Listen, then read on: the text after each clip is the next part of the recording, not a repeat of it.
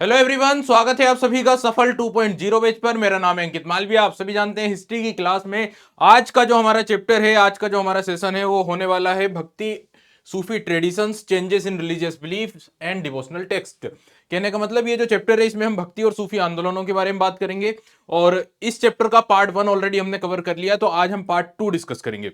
तो इस चैप्टर में हम भक्ति आंदोलन, सूफी आंदोलन, भक्ति आंदोलन से संबंधित महत्वपूर्ण संतों के द्वारा जो नए नए तरीके बताए गए वर्शिप के या ईश्वर की आराधना के, या किस तरह से मुक्ति प्राप्त हो सकती है, साल्वेशन मिल सकता है, उसके बारे में हम बहुत सारी चीजों को डिस्कस करेंगे। और बहुत सारे टॉपिक्स ऑलरेडी हमने पढ़ लिए हैं जिसपे हमने भक्ति आंदोलन के बारे में कुछ चीजों को डिस्कस किया था। लेकिन बाकी और भी कुछ टॉपिक्स बचे हुए हैं जिसमें भक्ति आंदोलन के बारे में पढ़ेंगे, और सूफी आंदोलन का जब भारत में एंट्रिंग होती है, सूफी मूवमेंट जिस तरह से स्टार्ट होता है, उसको भी आज के सेशन में हम कवर करेंगे। तो पहले हम देख लेते हैं कि प्रीवियस सेशन में हमने कौन कौन से टॉपिक पढ़ लिए थे।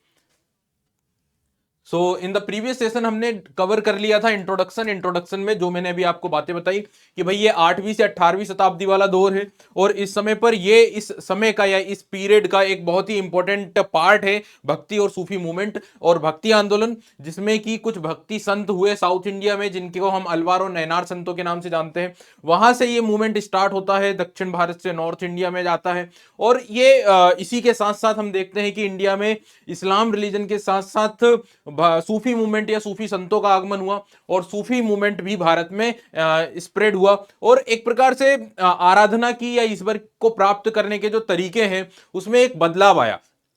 इसलिए यहां पे इस चैप्टर का नाम है भक्ति and Sufi traditions. It means भक्ति और सूफी परंपराएं, चेंजेस इन रिलीजियस बिलीफ, यानी धार्मिक मान्यताओं में बदलाव। और ये बदलाव आए हैं किसकी वजह से? भक्ति और सूफी मूवमेंट की वजह से। ठीक है, इसमें आपको कई सारे ऐसे फीचर्स दिखेंगे इस पर्टिकुलर मूवमेंट के जो हमने ऑलरेडी कवर किए हैं, डिस्कस किए हैं।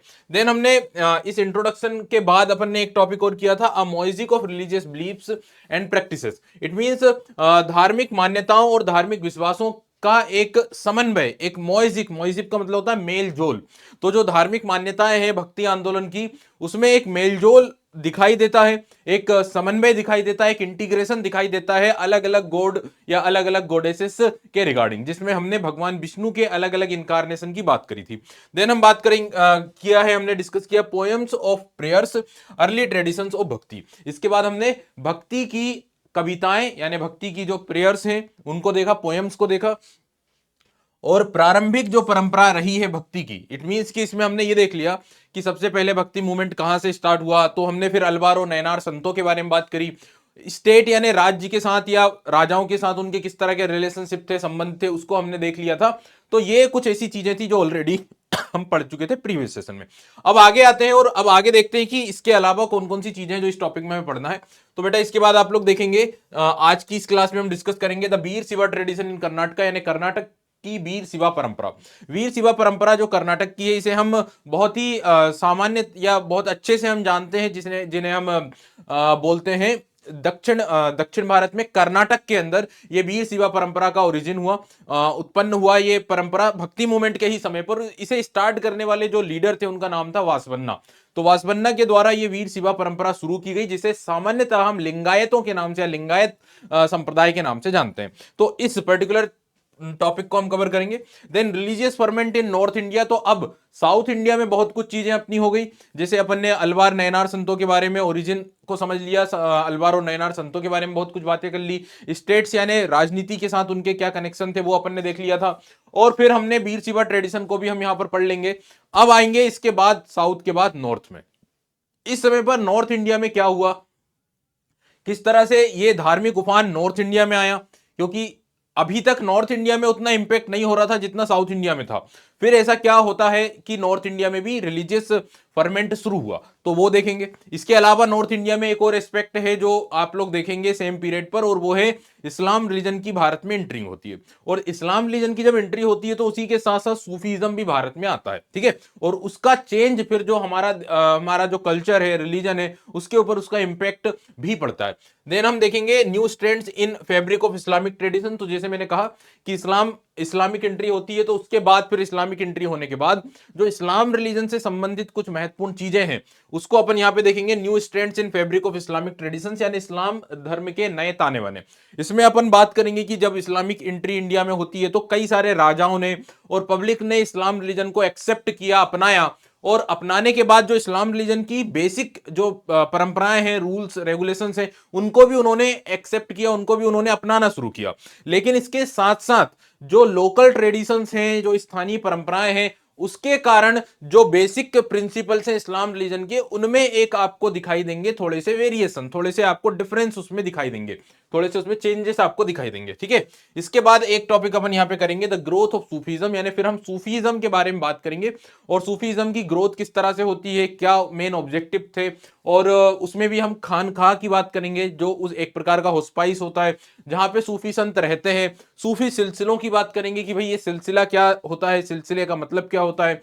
सूफी परंपरा में सूफीज्म में एक परंपरा होती है जिसे जियारत कहा जाता है, इसका क्या मतलब होता है, और कई सारे ऐसे सूफी टर्म्स होते हैं जैसे मुरीद, मुर्शीद, पीर। ठीक है, इस तरह के टर्म्स के बारे में भी देखेंगे और एट द एंड कुछ एमसीक्यूज होंगे जो आपको सीयूईटी के एग्जाम में और क्लास 12th के एग्जाम में भी काम आएंगे। ठीक है, तो स्टार्ट करते हैं। अब देखते हैं, सबसे पहला टॉपिक अपना है the Veerashaiva tradition in Karnataka, Karnataka की वीर शिवा परंपरा।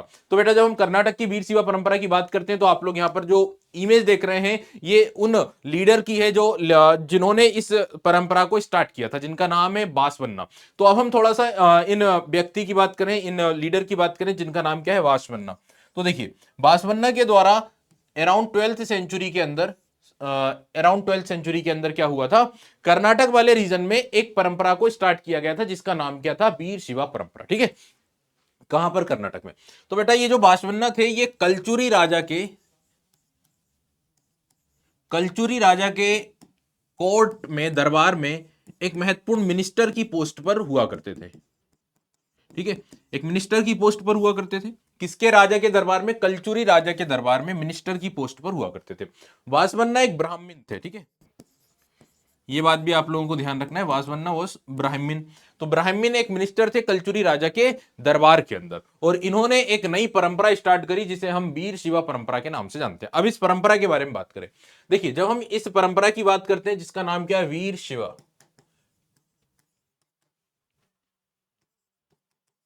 ठीक है, वीर शिवा परंपरा, वीर शिवा परंपरा जिसे साथ में लिंगायत के नाम से भी जाना जाता है। ठीक है, इस टर्म का मतलब होता है हीरोज ऑफ शिवा, यानी शिव के वीर, हिंदी में क्या बोलेंगे, शिव के वीर।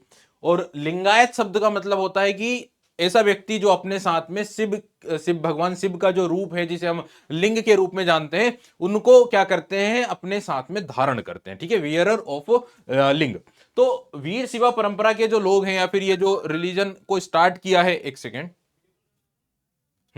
ये जो परंपरा स्टार्ट की गई है इसमें ये माना जाता है या ये मान्यता है या फिर ये रूल है कि जो भी इस रिलीजन को एक्सेप्ट करेंगे, अपनाएंगे इस परंपरा को, उन्हें अपने साथ में भगवान शिव का जो लिंग है उसे अपने साथ में धारण करना होगा। ठीक है, एक बात ध्यान रखना, ये एक बहुत ही महत्वपूर्ण नियम है, एक महत्वपूर्ण क्या है, सिद्धांत है इस परंपरा का।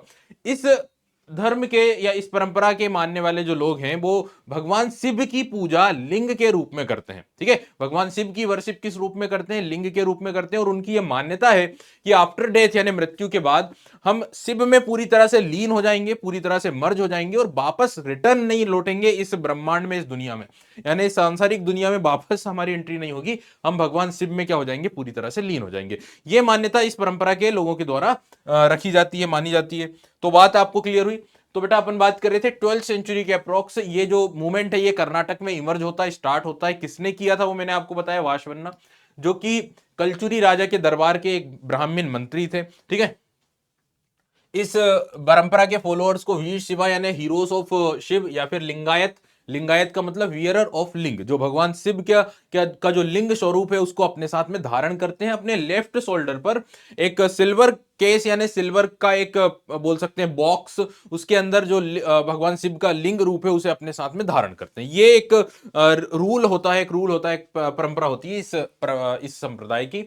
दे worship Shiva in the magnificent as linga. ठीक है, मेन यूजली, हाँ तो ये मैंने आपको ऑलरेडी बता दिया, लेफ्ट शोल्डर के ऊपर, ठीक है। तो ये एक परंपरा है। आगे बढ़ते हैं बेटा, ठीक है, नेक्स्ट पॉइंट के ऊपर आते हैं और अब हम कुछ बिलीव्स की बात करेंगे, वीर शिवा या लिंगायत संप्रदाय के लोगों के कुछ मान्यता, ठीक है, कुछ मान्यताओं के बारे में बात करेंगे। जैसे मैंने बताया कि ये मान्यता रखते हैं कि मृत्यु के बाद आफ्टर डेथ भगवान शिव में पूरी तरह से लीन हो जाना है और वापस से रिटर्न नहीं करना है, ठीक है, वापस से इस दुनिया में रिटर्न नहीं करेंगे।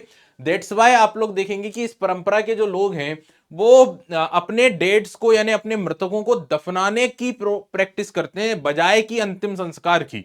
यानी वो जो अंतिम संस्कार की परंपरा वेदों में या फिर धर्मशास्त्रों में बताई गई है उसको नहीं मानते हैं, उसकी जगह ये अपने मृतकों को क्या करते हैं, दफनाते हैं पूरी परंपरा के साथ, पूरे रिचुअल्स के साथ। तो ये एक लिंगायतों का क्या है, बिलीफ से, ठीक है, बात क्लियर। अब आगे बढ़ते हैं।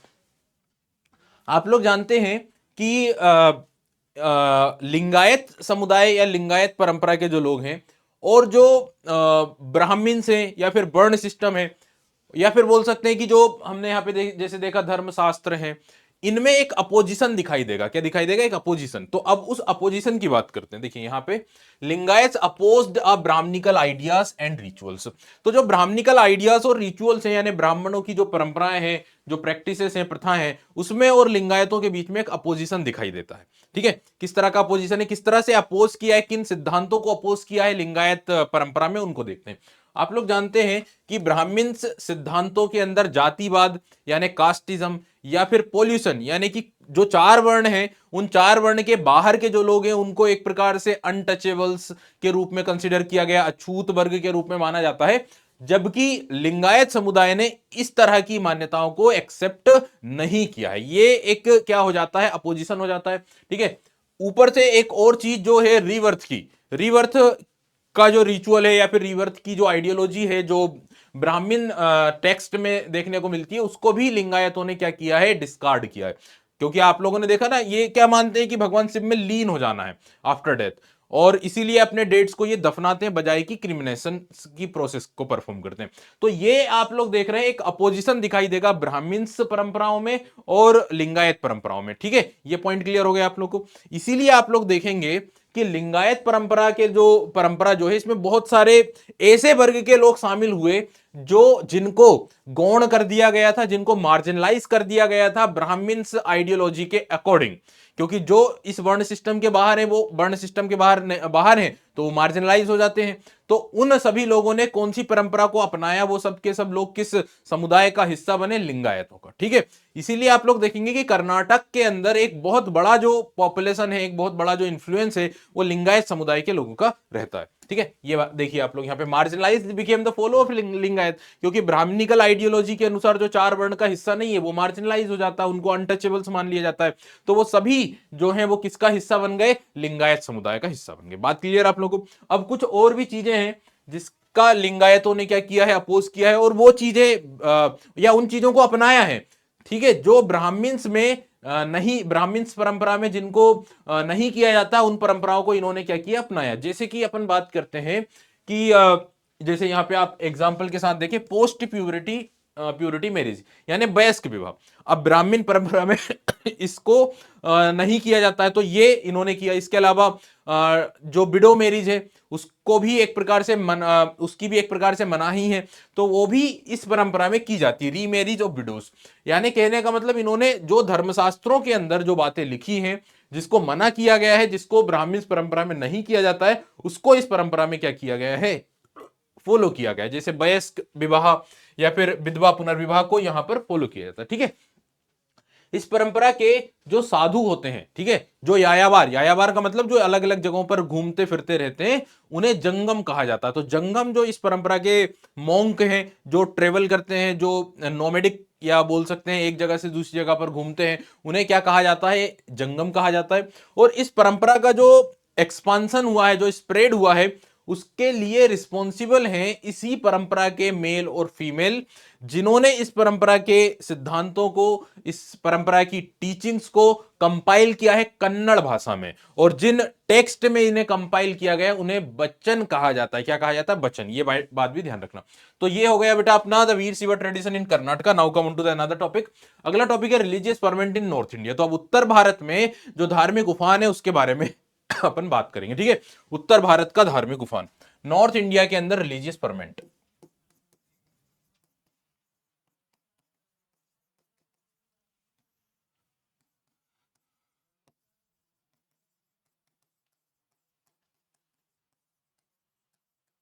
आप लोग जिस टाइम ड्यूरेशन की हम बात कर रहे हैं 8 से लेकर 18 सेंचुरी, ठीक है। लेकिन अपन अभी थोड़ा सा ओरिजिन की बात कर रहे थे, स्टार्टिंग की बात कर रहे थे, जहां पे हमने देखा कि साउथ इंडिया में, दक्षिण भारत के अंदर अपन ने ये देखा कि जो जहां से ये मूवमेंट स्टार्ट हुआ, उसके जो मॉन्क हैं, जो साधु संत हैं, उनको हम क्या बोलते हैं, आपके अलवार और नैनार। तो अलवार और नैनारों की हमने बात करी थी, जहां से ये मूवमेंट स्टार्ट हुआ। लेकिन सेम पीरियड में अगर आप जाते हैं कहां पे, नॉर्थ इंडिया, इस समय पर नॉर्थ इंडिया में क्या चल रहा था? इस समय नॉर्थ इंडिया में जो भगवान शिव हैं, जो भगवान विष्णु हैं, उनके आइडल्स की वर्शिप की जाती थी। कहां पर? टेम्पल्स में, ठीक है। अब आप लोग जानते हो कि हमने साउथ इंडिया में भी यही चीजें पढ़ी, लेकिन साउथ इंडिया में जो टेम्पल्स बने, दक्षिण भारत में जो टेम्पल्स बने, यहां पे मैं आपको एक सिमिलरिटी बता देता हूं कि नॉर्थ इंडिया में जो टेम्पल्स बने हैं ना, वो भी किसने बनवाए थे? राजा महाराजाओं ने ही बनवाए थे। किसने बनवाए थे? राजा महाराजाओं ने ही बनवाए थे। लेकिन साउथ इंडिया में भी जो टेम्पल्स में बने, वो राजा महाराजाओं ने ही बनवाए थे। लेकिन आप लोग देख रहे थे, आपको मैंने बताया था कि साउथ इंडिया में जो टेम्पल्स बने थे, वो लोकेशन पहले अल्वारो नयनार संतों ने घूम घूम कर डिसाइड करी कि ये जो लोकेशन है, ये हमारे जो चीफ डाइटी हैं भगवान शिव या भगवान विष्णु, उनके एक स्थान के रूप में उन्होंने डिक्लेयर किया। आगे चलकर राजाओं ने उन्हीं स्थानों पर बड़े बड़े मैग्निफिसेंट टेम्पल्स बनवाए, और उन टेम्पल्स में भगवान की आराधना पूजा पद्धति तो होती ही थी, लेकिन अलवार और नैनार संत जो थे, उनके भजन वगैरह भी गाए जाते थे। और जब भी कोई रिचुअल होता था, तो भगवान की पूजा पाठ पद्धति के अलावा उन अलवार नैनार संतों की भी भजन गाए जाते थे, और उनकी झांकियां भी, उनके स्टेच्यूज की झांकियां भी निकाली जाती थी। इस तरह की चीजें मैंने आपको बताई। लेकिन आप लोग देखें, नॉर्थ इंडिया में इस समय पर टेम्पल्स के अंदर भगवान शिव और भगवान विष्णु की पूजाएं तो हो रही है, आइडल वर्शिप भी हो रही है, ठीक है। लेकिन जो और कहां हो रही? टेम्पल्स में हो रही है। टेम्पल्स राजाओं ने ही बनवाए हैं, लेकिन उन मंदिरों में इस तरह से अलवार और नैनार संतों के बारे में कुछ भी जानकारी 14वीं सेंचुरी तक हमें नहीं मिलती है।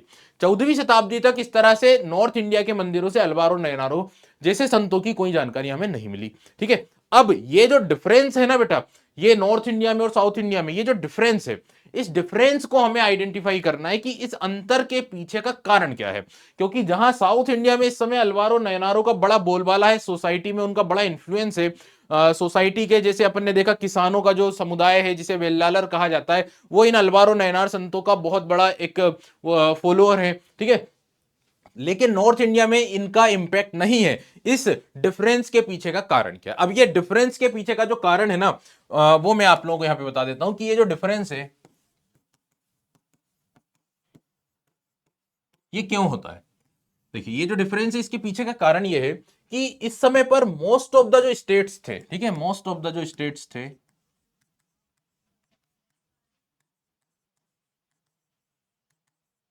इन नॉर्थ इंडिया,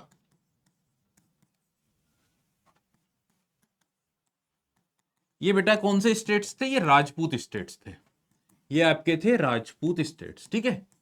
अब most of the states Rajput states थे, यानी राजपूतों का वहां पर राज्य था। और जो राजपूत स्टेट्स होते हैं, जो क्षत्रिय राज्य होते हैं, उनमें ब्राह्मण्स जो होते हैं बहुत ही महत्वपूर्ण पोस्ट पर होते हैं। तो इन राजपूत स्टेट्स में ब्राह्मण्स का बहुत ही महत्वपूर्ण रोल रहता है। ये बहुत ही महत्वपूर्ण, जैसे अपन एंशियंट हिस्ट्री में भी देखते हैं, तो क्षत्रिय राजा, और यानी वर्ण व्यवस्था को देखें तो राजा क्षत्रिय होते हैं, और उनके जो पुरोहित होते हैं वो ब्राह्मण होते हैं। तो उसी परंपरा को यहाँ पर भी चल रहे हैं। और राजपूत राज्यों के अंदर ब्राह्मण एक बहुत ही महत्वपूर्ण भूमिका होती थी ब्राह्मणों की। और कई प्रकार से पॉलिटिकल मामलों में उनसे सलाह ली जाती थी, कई प्रकार के रिचुअल्स वो परफॉर्म करते थे, यानी धार्मिक और राजनीतिक हर मामले में ब्राह्मण्स का बड़ा रोल था, ठीक है। अब आप लोग देख रहे हैं कि नॉर्थ इंडिया में तो ब्राह्मण्स का इन्फ्लुएंस बना हुआ है, और साउथ इंडिया में ब्राह्मण्स का इन्फ्लुएंस कम हो रहा है क्योंकि उनके अगेंस्ट में प्रोटेस्ट कौन कर रहे हैं? अल्वारो नैनार। अल्वारो नैनारो को अपन ने अच्छे से पढ़ा, अपन ने देखा कि उन्होंने सोसाइटी में कास्टिज्म को अपोज किया, ब्राह्मण्स इन्फ्लुएंस को या डोमिनेंस के अगेंस्ट में उन्होंने प्रोटेस्ट किया, ठीक है, और वुमेन्स का भी पार्टिसिपेशन रहा। लेकिन नॉर्थ इंडिया में ये पॉसिबल इसलिए नहीं है क्योंकि वहां पे तो ब्राह्मण्स खुद ही पॉलिटिकल कंडीशंस को होल्ड कर रहा है, ठीक है, और इवन वो बहुत ही इन्फ्लुएंस स्थिति में है, मजबूत स्थिति में, तो डायरेक्टली ब्राह्मण्स के इन्फ्लुएंस के ऊपर कोई भी क्वेश्चन नहीं कर सकते हैं, कोई भी क्वेश्चन नहीं कर सकता है, क्योंकि ब्राह्मण्स का इन्फ्लुएंस है वहां पर। ब्राह्मण्स का बड़ा महत्व है पॉलिटिकल मामलों में और रिलीजियस मामलों में, क्योंकि राजा के महत्वपूर्ण सलाहकार हैं, और राजा जो है, राज्य जो है, वो मोस्ट ऑफ द जो स्टेट्स है वो राजपूत स्टेट्स है, ठीक है। तो बात समझ में आई, इसके पीछे का डिफरेंस समझ में आ गया है कि ये ऐसा क्यों है, नॉर्थ इंडिया में और साउथ इंडिया में ऐसा क्यों डिफरेंस है। तो I think now the point is clear. अब आप लोगों को ये वाला पॉइंट क्लियर हो गया, तो अपन एक बार देख लेते हैं। During the same time in north deities, जैसे कि विष्णु और शिवा की, जो भगवान विष्णु और भगवान शिव की जो पूजा है वो मंदिरों में की जा रही थी, उनके आइडल्स की पूजाएं की जा रही थी। हाउएवर हिस्टोरियंस जो है वो नॉट फाउंड एविडेंस, लेकिन इतिहासकारों ने 14th सेंचुरी तक नॉर्थ के मंदिरों में अल्वारो नैनार जैसे संतों की कोई भी इंफॉर्मेशन उनको नहीं मिली। तो इस डिफरेंस के पीछे का क्या लॉजिक था, क्या कारण था, वो मैंने आप लोगों को बताया। इस डिफरेंस के पीछे का कारण क्या था, तो वो मैंने आपको यहां पर बताया। No attempt to challenge Brahmans positions directly, क्योंकि इस समय पर नॉर्थ इंडिया में ब्राह्मण्स की पोजीशन को डायरेक्टली चैलेंज नहीं किया जा सकता था, ठीक है, क्वेश्चनिंग नहीं की जा सकती थी, क्योंकि नॉर्थ इंडिया में आप लोग देखेंगे कि सेवरल राजपूत स्टेट्स थे, और ये जो राजपूत स्टेट्स थे उनमें Brahmans occupied positions of importance, यानी काफी महत्वपूर्ण पद पर वो रहते थे। सेक्युलर रिचुअल्स फंक्शंस उनके होते थे।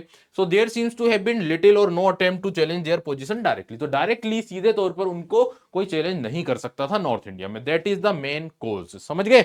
अब थोड़ा सा अपन आगे बढ़ते हैं। अब अपन आते हैं कुछ और एस्पेक्ट को समझते हैं नॉर्थ इंडिया में। इसके बाद आई थिंक 4.4 ही चल रहा है अपना रिलीजियस परमेंट में ही। एट द सेम टाइम, इसी समय पर नॉर्थ इंडिया में कुछ धार्मिक नेताओं का, यानी रिलीजियस लीडर्स का भी इमरजेंस हुआ।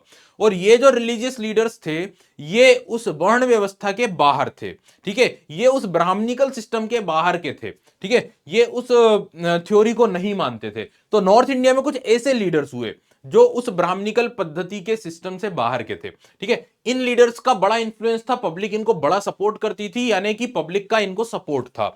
लेकिन पब्लिक का सपोर्ट था, लेकिन राजाओं का सपोर्ट नहीं था। राजाओं का क्यों नहीं है? क्योंकि वहां पे तो ब्राह्मण्स बैठे हुए हैं, ठीक है। तो ब्राह्मण्स इन्फ्लुएंस के कारण राजाओं का सपोर्ट इनको नहीं मिलेगा, राजाओं का प्रोटेक्शन इनको नहीं मिलेगा। हाँ, लेकिन पब्लिक का सपोर्ट इन लीडर्स को बड़ा रहा।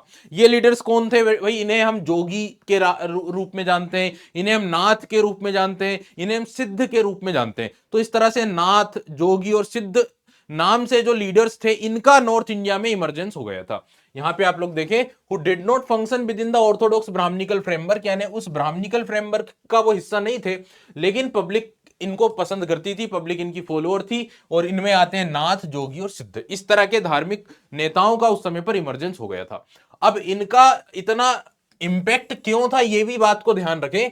इनमें से मोस्ट ऑफ द ये जो लीडर्स थे, ये जो वीवर कम्युनिटी होती है, ठीक है, जो वीवर कम्युनिटी होती है, जो शिल्पकार समुदाय होता है, ठीक है, जो कपड़े से संबंधित काम करने वाला जो समुदाय या ग्रुप होता है, उससे बिलोंग किया करते थे। Most of the these religious leaders belonging to the weaver community, यानी जो जुलाहे वगैरह जो समुदाय होते हैं उससे। अब जुलाहे समुदाय से संबंधित होते थे, और जुलाहे जो थे वो कपड़े वगैरह बुनने का काम करते थे। और उस समय पर आप लोग देखें 8वीं से 18वीं शताब्दी के बीच में, जिस समय का ये हम डिस्कस कर रहे हैं, उस समय पर धीरे धीरे बड़े बड़े टाउन्स, ठीक है, डेवलप हो चुके थे, पॉपुलेशन धीरे धीरे इंक्रीज हो रही थी, और जो ट्रेड रूट्स थे वो भी इमर्ज होने लगे थे, वो भी डेवलप या डिस्कवर होने लगे थे। तो अब इन चीजों की डिमांड भी बढ़ती जा रही थी, और जब इन चीजों की डिमांड बढ़ रही थी तो इसी वजह से इनका भी इन्फ्लुएंस बढ़ गया था, ठीक है। ये जो जुलाहे टाइप के लोग थे उनका भी इन्फ्लुएंस बढ़ गया था, क्योंकि भाई उनके द्वारा प्रोड्यूस किए जाने वाले जो प्रोडक्ट हैं उसकी डिमांड थी। समझ में आई बात आप लोगों को? तो यहाँ पे देखिए, many of them were artisanal groups, यानी मोस्ट ऑफ द जो लीडर्स थे, इस नाथ, जोगी और सिद्ध, ये आर्टिसनल समुदाय से संबंधित थे, यानी शिल्पकार समुदाय, जुलाहे, वीवर्स, इस तरह के लोग थे। और इनका इतना इंपोर्टेंस क्यों था, या इनका इंपोर्टेंस इतना इंक्रीज क्यों हो रहा था, बढ़ क्यों रहा था? उसके पीछे का मैंने आपको कारण बताया, क्योंकि ये ऑर्गेनाइज्ड क्राफ्ट प्रोडक्शन कर रहे थे, ठीक है। और उसका बड़ा डिमांड था उस समय पर उनके द्वारा प्रोड्यूस किए जाने वाले गुड्स का, क्योंकि अर्बन सेंटर्स डेवलप हो चुके थे, इमर्ज हो चुके थे, लॉन्ग डिस्टेंस ट्रेड हो रहा था सेंट्रल एशिया और वेस्ट एशिया में, इस तरह की चीजों की बड़ी डिमांड थी। ठीक है, बात क्लियर आप लोगों को? आगे बढ़ते हैं। Now come on to the, हाँ, इस तरह से नाथ जोगी जैसे गोरखनाथ है ना, इस तरह के ये जो लीडर थे इनका इन्फ्लुएंस बढ़ रहा था। Now come on to the another point, they question the authority of Vedas. तो ये जो मैंने आपको ये जो लीडर्स के बारे में बताया, इन्होंने उन क्वेश्चंस उन मुद्दों के ऊपर क्वेश्चंस भी किए जिनको ये एक प्रकार से सही नहीं मानते थे, जो वेदों में या जो ब्राह्मणिकल टेक्स्ट है उनमें बताए गए थे। ठीक है, तो उन चीजों के ऊपर इन्होंने क्वेश्चंस भी किए, जैसे many of these new religious leader question the authority of Vedas, वेदों की अथॉरिटी के ऊपर इन्होंने क्वेश्चन मार्क किया। ठीक है, एक्सप्रेस देमसेल्फ इन लैंग्वेज, और इन्होंने अपने आप को जो एक्सप्रेस किया वो लोकल लैंग्वेज में। तो आप लोग जैसे देख रहे हो ना कि धार्मिक सूफी आंदोलन, भक्ति आंदोलन चल रहा है, भक्ति आंदोलन में जैसे नॉर्थ इंडिया में हमने अलवार नयनारों की बात करी, उसी तरह से नॉर्थ इंडिया में इस तरह से नाथ जोगी और सिद्ध हैं। और जैसे अपन ने देखा साउथ इंडिया के अंदर अलवार नयनार संत अपनी भावनाओं को एक्सप्रेस कर रहे हैं तमिल में यानी लोकल लैंग्वेज में, बजाय की संस्कृत जो ब्राह्मण्स लैंग्वेज है, उसी तरह ये जो लीडर्स हैं ये भी अपने आप को एक्सप्रेस कर रहे हैं लोकल लैंग्वेज में। भक्ति आंदोलन का सबसे बड़ा महत्वपूर्ण फीचर यही है कि जो भी साधु संत हुए उन्होंने लोकल लैंग्वेज में, स्थानीय भाषा में अपने आप को एक्सप्रेस किया। ठीक है, however in spite their popularity, these religious leaders were not in a position to win the support of ruling elites। तो वो बात मैं ऑलरेडी आपको स्टार्टिंग में ही बता दिया था कि भले ही पब्लिक इनको सपोर्ट कर रही है, लेकिन रूलिंग एलिट्स का, राजा महाराजाओं का इन्हें प्रश्रय, इन्हें प्रोटेक्शन, इन्हें संरक्षण नहीं मिला था, नहीं प्राप्त हुआ था। और उसके पीछे का लॉजिक भी मैंने आप लोगों को स्टार्टिंग में ही बता दिया था, क्योंकि राजपूत स्टेट्स और ब्राह्मण्स का इन्फ्लुएंस वहां पर है। ठीक है, तो जो ब्राह्मणिकल सिस्टम से और स्ट्रक्चर से बाहर के लीडर्स होंगे उसको तो वो एक्सेप्ट बिल्कुल नहीं करने वाले हैं। ठीक है, चलिए आगे बढ़ते हैं। Now come on to the another point, a new element in this situation. अब इसी स्थिति में, इसी सिचुएशन में क्या होता है, एक नए एलिमेंट की एंट्री होती है, और वो नया एलिमेंट है इस्लाम। इस्लाम रिलीजन की फिर भारत में एंट्रिंग होती है। ठीक है, अब इस पॉइंट को अपने को आगे बढ़ाना है, और उसके बाद फिर अपन आ जाएंगे सूफी मूवमेंट के ऊपर। तो जब ये दौर चल रहा था, 8वीं 9वीं शताब्दी जब चल रही थी, तो इसी के साथ साथ जब ये सब सिचुएशन बनी हुई है, राजपूत स्टेट्स हैं, ब्राह्मण्स इन्फ्लुएंस में है, और साथ ही साथ अलग प्रकार के जो नाथ जोगी और सिद्ध टाइप के जो लीडर्स हैं वो भी हैं, और साउथ इंडिया में अलवार नयनार संत थे। इसी समय पर नॉर्थ इंडिया के अंदर इस्लाम रिलीजन की एंट्री होती है। तो ये एक नया क्या हो रहा है, एलिमेंट आ रहा है यहाँ पे। और आप लोग जानते हैं कि जब इस्लाम रिलीजन की एंट्री होती है तो स्टार्टिंग में अरब इन्वेडर्स आते हैं, फिर तुर्क इन्वेडर्स आते हैं। तो आप लोग यहाँ पे देखें द कमिंग ऑफ तुर्क, क्योंकि अरेबियन अरब इन्वेजन्स जो हुए वो तो बहुत ही फ्रिक्वेंट हुए, बहुत ही मतलब बहुत ही शॉर्ट टाइम के लिए हुए, और वो इन्फ्लुएंस उनका कम हो गया। लेकिन देन तुर्किश इन्वेजन्स हुए, और तुर्किश इन्वेजन का जो इम्पैक्ट है वो लॉन्ग टर्म रहा, परमानेंट रहा। तो जैसे ही तुर्किश इंडिया में आते हैं, और उनका जो कल्मिनेशन है वो होता है स्टेब्लिशमेंट ऑफ दिल्ली सल्तनत, यानी उनकी पराकाष्ठा जो है वो दिल्ली सल्तनत की स्थापना में दिखाई देती है। अपने एक्सट्रीम लेवल पर दिल्ली सल्तनत की स्थापना वो करते हैं। और जब ये दिल्ली सल्तनत की स्थापना होती है, और दिल्ली सल्तनत जैसे जैसे धीरे धीरे एक्सपांड करती है, तो वो राजपूत स्टेट्स जो स्टेब्लिश हुए थे नॉर्थ इंडिया में, उनका एक प्रकार से डिक्लाइनेशन होता है, उनका एक प्रकार से पराभव होता है। और जैसे ही राजपूत स्टेट्स का डिक्लाइनेशन होगा, उनसे एसोसिएटेड जो ब्राह्मण से उनका इन्फ्लुएंस भी कम होने लगेगा। बात समझ में आ गई? तो ये अब देखने को मिलेगा, this undermined the power of many Rajput states and Brahmans. अब इसका इंपैक्ट बेटा देश के धर्म के ऊपर, शासन के ऊपर और संस्कृति के ऊपर भी पड़ने वाला है। और इसी के साथ साथ इस्लाम रिलीजन से संबंधित जो सूफी लीडर्स हैं, जो सूफी सेंट हैं, उनकी भी इंडिया में एंट्रिंग होगी। तो यहाँ पे आप लोग देखें, the coming of the Sufi was a significant part of this development. तो इस डेवलपमेंट का एक बहुत ही महत्वपूर्ण एस्पेक्ट जो है वो है सूफीज्म की भारत में एंट्री, यानी सूफीज्म का भारत में आगमन। तो बात आई थिंक आप लोगों को हल्की सी क्लियर हो गई होगी कि तुर्किश इन्वेजन पहले हालांकि अरेबियंस हो चुके थे, बट वो बहुत ज्यादा इन्फ्लुएंस नहीं रहा। देन तुर्किश आते हैं, और तुर्किश का जो इम्पैक्ट रहा वो लॉन्ग टर्म और इवन परमानेंट रहा। ठीक है, चलिए, लेकिन इसका एक बहुत बड़ा जो पॉइंट है वो ये कि राजपूत स्टेट्स का धीरे धीरे क्या हुआ, पराभव हुआ। ठीक है, और दिल्ली सल्तनत का जो एक्सपांसन है वो नॉर्थ इंडिया, साउथ इंडिया तक भी हुआ, दक्कन तक फैला। आगे बढ़ते हैं। Now come on to the another topic. अगला टॉपिक हमारे सामने आ रहा है, टॉपिक नंबर 5। यहां पर हम बात करेंगे किसके ऊपर, new strands in the fabric of Islamic traditions. ठीक है, न्यू स्ट्रैंड्स यानी कि इस्लाम धर्म की नई मान्यताएं या इस्लाम धर्म के नए ताने बाने, new strands in the fabric of Islamic tradition. ठीक है,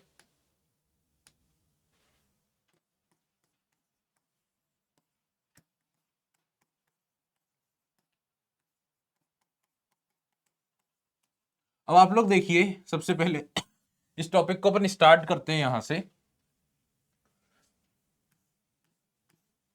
थाउजेंड्स ऑफ ईयर्स, हजारों सालों से, ठीक है, थाउजेंड्स ऑफ ईयर्स हम बोल सकते हैं, हजारों सालों से, या फिर हंड्रेड ऑफ ईयर्स से, सैकड़ों वर्षों से, जिस दौर की हम बात करें, हम 8वीं से 18वीं शताब्दी की बात कर रहे हैं, 8 to 18 सेंचुरी।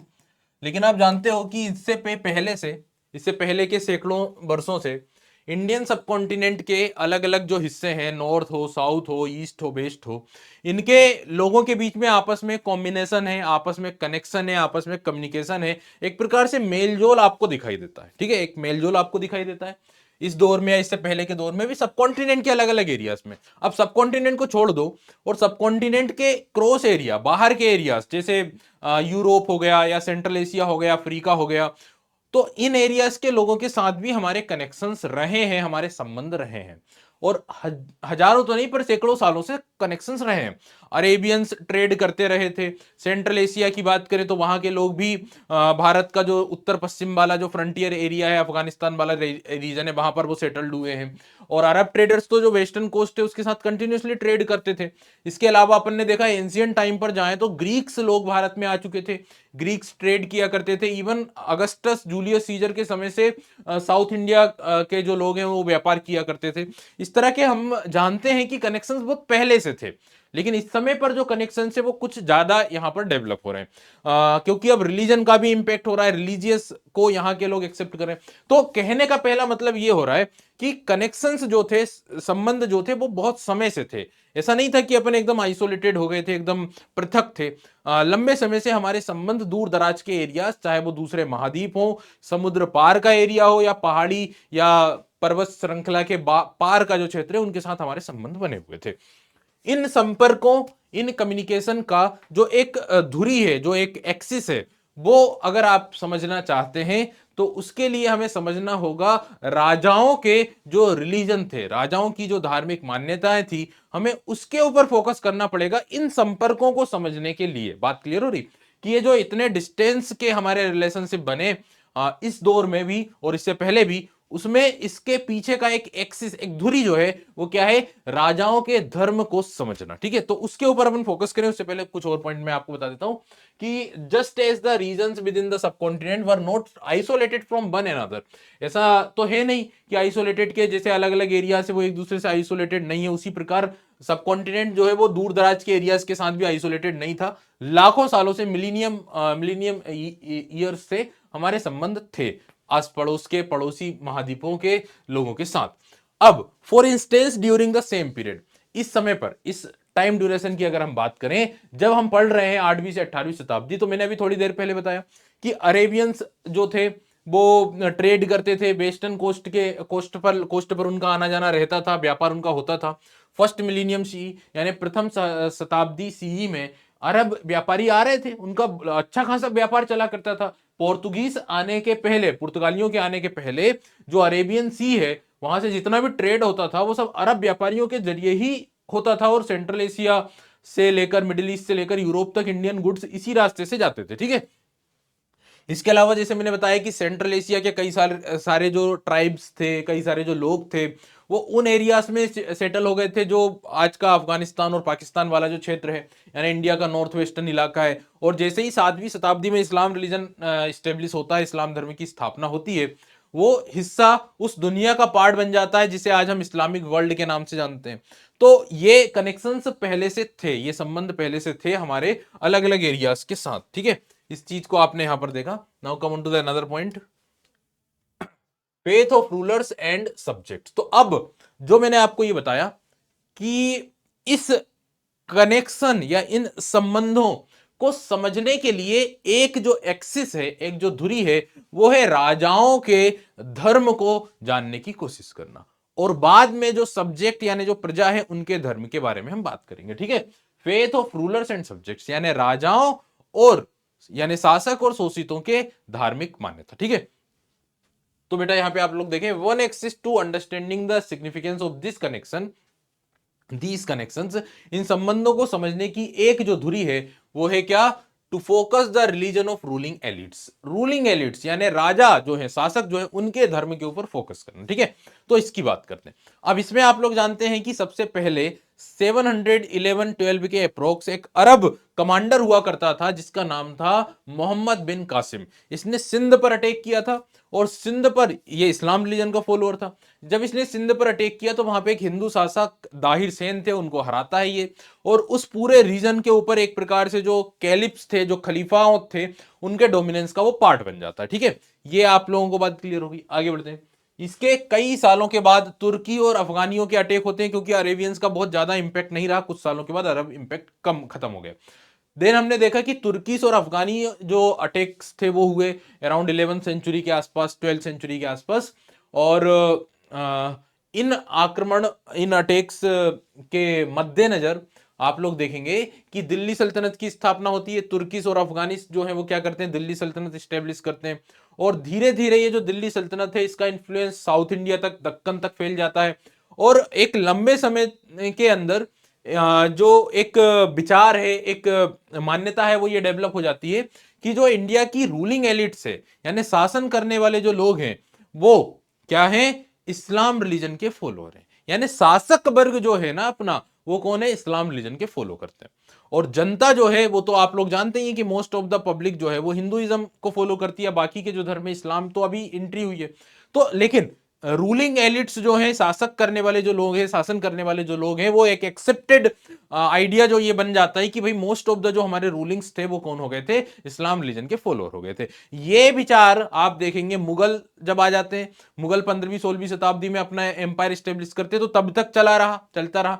इवन जब मुगल एम्पायर का पतन हो गया, जब मुगल साम्राज्य खत्म हो गया और या वीक हो गया, कमजोर हो गया, उसके बाद 18वीं शताब्दी में जब नए स्टेट्स बने, जब नए राज्य बने, तो मुगल एम्पायर के पतन होने के बाद जो न्यू स्टेट्स बने, उनमें भी most of the states Islamic rulers के द्वारा ही रन हो रहे थे। फॉर एग्जांपल अवध के अंदर, तो अवध के भी नवाब थे, बंगाल के भी नवाब थे। मैसूर की बात करें तो आप लोग जानते हैं मैसूर के अंदर हैदर अली, टीपू सुल्तान हुआ करते थे।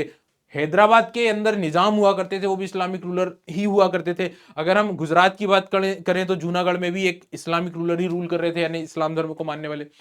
एकमात्र एक बड़ा जो राज्य था हिंदू स्टेट, उसकी बात करें तो मराठा एम्पायर था। हालांकि आफ्टर, हाँ, उसके बाद मुगलों के पतन के बाद मराठा एम्पायर शक्तिशाली होता है, लेकिन मोस्ट ऑफ द जो रूलिंग एलिट्स थे उसके बाद भी क्या थे, मुगलों के पतन के बाद भी इस्लाम रिलीजन के फॉलोअर थे। चाहे बंगाल के नवाबों की बात करें अपन, ठीक है, अवध के, बंगाल के नवाब, ये सारे। तो ये एक मान्यता बन गई, ये एक क्या हो गया, एक्सपेक्टेड एक्सेप्टेड विचार बन गया है सभी का कि रूलिंग एलिट्स जो है वो कौन है, इस्लाम रिलीजन की फॉलोअर। ठीक है, बात समझ में आ गई आप लोगों को। अब बेटा जब रूलिंग एलिट्स इस्लाम रिलीजन के फॉलोअर हैं, तो यहां पे जहां जहां पर इस्लामिक रूल होता था, अभी तो इंडिया में तो अभी आया, उससे पहले तो दूसरी जगहों पर अरब वगैरह में होता था, है ना। तो जहां पर इस्लामिक रूल होता था या इस्लामिक रूलर्स होते थे, तो इस्लामिक रूलर्स जो होते हैं वो उलेमाओं के निर्देश पर काम करते हैं। उलेमा उनको क्या करते हैं, जैसे हमने अभी राजपूत स्टेट्स की बात करी, तो वहां पे ब्राह्मण्स होते हैं और उनकी एडवाइसेस पर राजपूत रूलर रूल करते हैं या एडवाइस मानते हैं। उसी तरह इस्लामिक रूल में जो रूलर है वो किसकी सलाह पर काम करते हैं, उलेमाओं की। उलेमा जो कि धार्मिक रूप से क्या है, काफी एक्सपर्ट लोग माने जाते हैं, और उलेमाओं से ये एक्सपेक्टेशन की जाती है कि शासन में वो शरीयत को फॉलो करेंगे, यानी शरीयत के अंदर जो नियम कानून बताए गए हैं उसको वो शासन में ध्यान रखेंगे, ऐसी अपेक्षा की जाती है किससे, उलेमाओं से। बात समझ में आ गई एकदम एज इट इज, थोड़ा थोड़ा इक्वल आप लोग चल देख सकते हो। जैसे जो राजपूत राज्य है उसमें क्षत्रिय शासक हैं, ब्राह्मण्स उनको डायरेक्ट कर रहे हैं, एडवाइस दे रहे हैं, और ब्राह्मण्स जो है, जो जो ब्राह्मणिकल टेक्स्ट हैं, जैसे कि वेद हो गए या फिर जो धर्मशास्त्र वगैरह हो गए, उनके नियमों को कोशिश करेंगे कि रूलर्स उनको फॉलो कराएं। तो एज इट इज आप लोग थोड़ा थोड़ा कनेक्ट कर सकते हैं कि जो इस्लामिक रूल है जहां पर, ठीक है, जहां पर मुस्लिम रूलर्स रूल कर रहे हैं, उन राज्यों में उलेमाओं के आदेशों पर वो या उनकी सलाह पर वो रूल करेंगे। अब उलेमा जो है उनसे क्या उपेक्षा की जाएगी कि वो शरीयत के हिसाब से शासन को वो कराएं, शरीयत के नियमों के हिसाब से वो शासन को रन कराएं। ठीक है, अब लेकिन अगर अपन इंडियन सबकॉन्टिनेंट की बात करें बेटा, कहां की बात करें, इंडियन सबकॉन्टिनेंट की, ठीक है, या इंडिया की बात करें, तो जब हम इंडिया की बात करते हैं तो कंडीशंस में थोड़ा सा डिफरेंस आ जाएगा। ठीक है। उन मुस्लिम स्टेट्स को अगर आप कंपेयर कर रहे हो तो कोई दिक्कत नहीं, क्योंकि मुस्लिम स्टेट्स के अंदर जो नॉन मुस्लिम्स की पॉपुलेशन है वो बहुत कम होती है। लेकिन इंडिया में कंडीशन थोड़ी डिफरेंट है। इंडिया में रूलर्स इस्लाम रिलीजन को फॉलो कर रहे हैं, लेकिन पब्लिक तो मोस्ट ऑफ द हिंदू है या नॉन इस्लाम रिलीजन की फॉलोअर है। तो इंडिया में कंडीशन थोड़ी अलग है, थोड़ी डिफरेंट है। अच्छा, थोड़ा सा कंपेयर उन जगहों से करें जहां पे इस्लाम धर्म के मानने वाले राजा थे और पॉपुलेशन भी जो है मोस्ट ऑफ द इस्लाम धर्म को मानने वाली थी। लेकिन वहां पर भी अगर नॉन इस्लाम को मानने वाली अगर पॉपुलेशन होती थी तो उनको एक दर्जा दिया जा, उन पॉपुलेशन के लिए एक टर्म यूज की गई थी बेटा, जिसे जिम्मी कहा जाता है। क्या कहा जाता है? जिम्मी। जिम्मी शब्द जो है इसका मतलब होता है कि वो समुदाय के लोग जो इस्लाम धर्म को नहीं मानते हैं, जो इस्लाम धर्म के जो टेक्स्ट हैं, जो पवित्र ग्रंथ है उनको नहीं मानते और वो दूसरे ग्रंथों को मानते हैं, दूसरे धर्म को मानने वाले जो लोग हैं उन्हें जिम्मी कहा जाता है। आई थिंक ये जिम्मा शब्द से ये शब्द की उत्पत्ति हुई है। और इसके अंदर कौन आते थे? तो इसके अंदर आ जाते थे जितने भी क्रिश्चियंस हैं, ईसाई धर्म को मानने वाले हैं या यहूदी धर्म को मानने वाले लोग हैं, उनको इसके अंदर माना जाता था मुस्लिम स्टेट्स के अंदर, ठीक है, मुस्लिम राज्यों में। अब इन लोगों को क्या करना पड़ता था? एक टैक्स पे करना होता था। अगर इन्हें अपनी धार्मिक मान्यताओं को फॉलो करना है तो इन्हें एक टैक्स देना होगा उन मुस्लिम स्टेट्स के अंदर, और उस टैक्स को हम बोलते हैं क्या? जजिया। तो जजिया कर आप दीजिए, जजिया कर आपको देना है, और जजिया कर देने के बाद आप अपने धर्म की मान्यता को फॉलो कर सकते हैं। क्लियर? बात समझ में आ गई? यही काम अब कहां पर होगा? इंडिया में होगा, क्योंकि इंडिया में भी अब जो मोस्ट ऑफ द पॉपुलेशन है वो नॉन इस्लाम रिलीजन की को मानने वाली है। तो इंडिया में जो हिंदू हैं उन्हें किस प्रकार का दर्जा दिया जाएगा? जिम्मी का, है ना। और हिंदुओं को एक टैक्स पे करना पड़ेगा जिसका नाम क्या है? जजिया। जजिया पे करने के बाद आप अपनी धर्म की मान्यताओं को फॉलो कर सकते हैं, अपने ईश्वर की आराधना कर सकते हैं, अपने पिलग्रिमेज या तीर्थ यात्रा कर सकते हैं, ये टैक्स पे करने के बाद। बात समझ में आ गई आप लोगों को? तो बेटा ये आपको ये एस्पेक्ट को आपको अच्छे से समझना है। अब आगे बढ़िए। लेकिन थोड़ा सा अब मैं आपको एक्चुअल जो चीज है वो बता देता हूं। चाहे तो राजा एक प्रकार से एब्सोल्यूट पावर है उनके पास, चाहे तो वो अपनी प्रजा को मजबूर कर सकते हैं कि भाई वो इस्लाम धर्म को ही अपनाए, जैसा कि कई बार देखने को मिलता है। लेकिन एक्चुअल में होता यह है कि जो राजा होता है ना बेटा, जो किंग होता है, वो किंग है, वो राजा है, तो वो अपनी प्रजा को एक प्रकार से अपनी संतान की तरह मानता है। और वो भले ही वो राजा अगर इस्लाम धर्म को मानता है तो वो भले ही उसकी प्रजा में हिंदू है या फिर दूसरे धर्म को मानने वाले लोग हैं, तो वो अपनी प्रजा को एक प्रकार से उनके प्रति एक प्रकार से थोड़ा लचीला रुख रखता है, एक प्रकार से फ्लेक्सिबिलिटी रखता है। समझ में आई बात आप लोगों को? तो वो एब्सोल्यूटिज्म उसमें नहीं दिखाएगा। और जैसे हम मुगल रूल की बात करें या इस्लामिक रूल की बात करें तो आप लोग देखेंगे कि कई सारे ऐसे रूलर्स रहे हैं जो नॉन इस्लाम या नॉन जिस धर्म को वो मानते हैं, अदर फेथ के जो धार्मिक संस्था है, अगर कोई मंदिर है, अगर कोई दूसरे धर्म का कोई इंस्टीट्यूशन है, तो उसको वो टैक्स में छूट देते हैं, करों में छूट दे देते हैं, या फिर दूसरे धर्म के जो लीडर्स हैं उनके साथ वो मीटिंग करते हैं, उनके प्रति श्रद्धा रखते हैं। फॉर एग्जाम्पल अकबर की बात की जाए तो अकबर जो थे वो एक बार सिख गुरु जो थे, चौथे नंबर के गुरु रामदास जी, उनसे मिलने के लिए गए थे, उनसे मीटिंग करने के लिए गए थे, और उनको 500 बीघा लैंड डोनेट भी किया था। इस प्रकार की बातें आपने सुनी होगी, और वो उनसे काफी प्रभावित भी हुए थे। इस तरह की चीजें जो है वो आपको जहांगीर के दौर में भी दिखाई देगी। इवन बाबर जिस समय पर था, उस समय पर बाबर ने सिख धर्म के पहले गुरु जो थे गुरु नानक देव जी, उनके प्रति उसकी श्रद्धा थी या उनसे उसने मुलाकात करी थी। तो ये जो चीजें हैं ना, कि एक्चुअल में राजा जो होता है वो क्या करता है? अपनी प्रजा के प्रति थोड़ा लचीलापन रखता है, और प्रजा के जो धर्म है, धार्मिक विश्वास है, उसके प्रति थोड़ा सा वो छूट देता है। ये एक्चुअल में होता है। तो ये भी आपको दोनों एस्पेक्ट को अच्छे से समझना है। ये मैंने आपको बात बता दी थी कि who were expected to ensure the rule according to sharia, ये इस्लामिक रूल में ऐसा होता है। और जिम्मी एक रिकॉग्नाइज किया गया एक ऐसी कैटेगरी जो क्या करती है? प्रोटेक्टेड है, और उनको एक टैक्स पे करना होता है। जजिया जो मैंने आपको समझाया, जिम्मी का ही जो एक वो है, वो जैसे कि इस्लामिक रूल में ज्यूज है, क्रिश्चियंस है, उनको कहा गया माना जाता था इस्लामिक रूल के अंदर, और उन्हें एक टैक्स पे करना होता था जिसे जजिया या जिजिया कहा जाता है। और यहाँ पे इंडिया में हिंदूज को ये आगे बढ़ाया गया। ठीक है, आगे बढ़ते हैं। Now Fairlie flexible policy towards their subject. तो एक्चुअल में ये होता है जो मैंने आपको बताया। ठीक है, चाहे तो वो फिर प्रजा को एक प्रकार से मजबूर भी कर सकते हैं, चाहे तो। ठीक है, और ऐसा कई बार देखने में भी आएगा। इनफैक्ट रूलर्स ऑफन एडॉप्टेड, लेकिन अक्सर क्या होगा कि राजा जो है क्या करेंगे, एडॉप्ट करेंगे Fairlie flexible policy towards their subjects. और कई बार राजा जो है वो दूसरे धर्म के, जैसे जोरथुस्ट्रियंस है, क्रिश्चियंस है, जूइस है, रिलीजियस इंस्टीट्यूशंस को टैक्स में छूट देंगे, ठीक है। इवन उन धर्म के लीडर्स के प्रति ये श्रद्धा भी रखेंगे। ये मैंने आपको एग्जांपल्स बताए, ठीक है। चलो आगे बढ़ते हैं। Now come on to the another point. अब यहाँ पे थोड़ा सा जैसे शरीयत के बारे में बात हुई, शरिया के बारे में बात हुई, तो ये शरिया क्या है इसको हम समझ लेते हैं। शरिया इस्लामिक एक बोल सकते हैं लॉ बुक है, इस्लाम धर्म की एक कानून से संबंधित किताब है। जैसे हिंदुइज्म में हम मनुस्मृति बोलते हैं, उसी तरह इस्लाम धर्म के अंदर एक कानून से संबंधित जो बुक होती है उसको शरीयत कहा जाता है।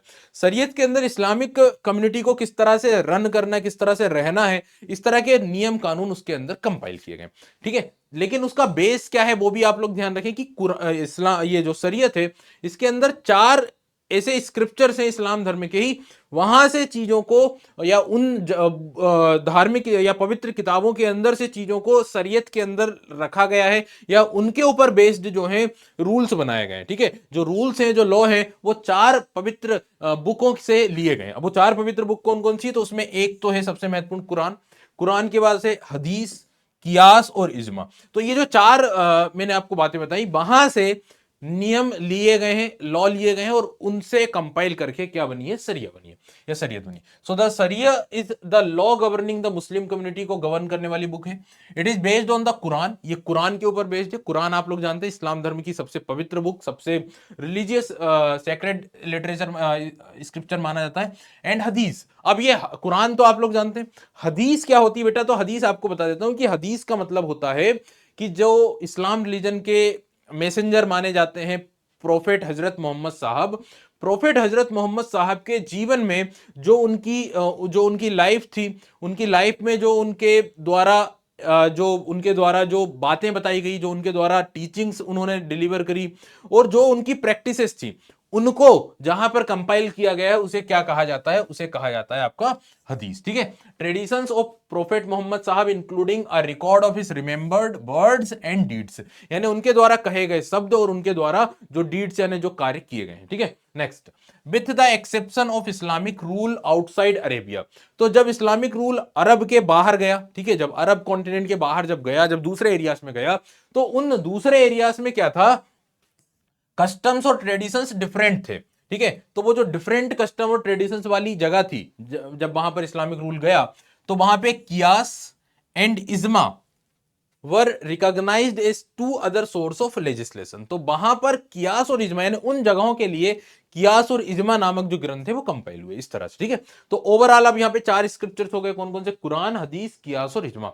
इन 4 ग्रंथों से क्या बनी है, आपकी शरिया बनी, ठीक है, शरीयत बनी। Now come on to the another point, आगे चलते हैं। पॉपुलर प्रैक्टिस ऑफ इस्लाम, अब इस्लाम रिलीजन की पॉपुलर प्रैक्टिस यानी लोक परंपरा में इस्लाम धर्म, ठीक है। इस पॉइंट को, इस एस्पेक्ट को समझते हैं।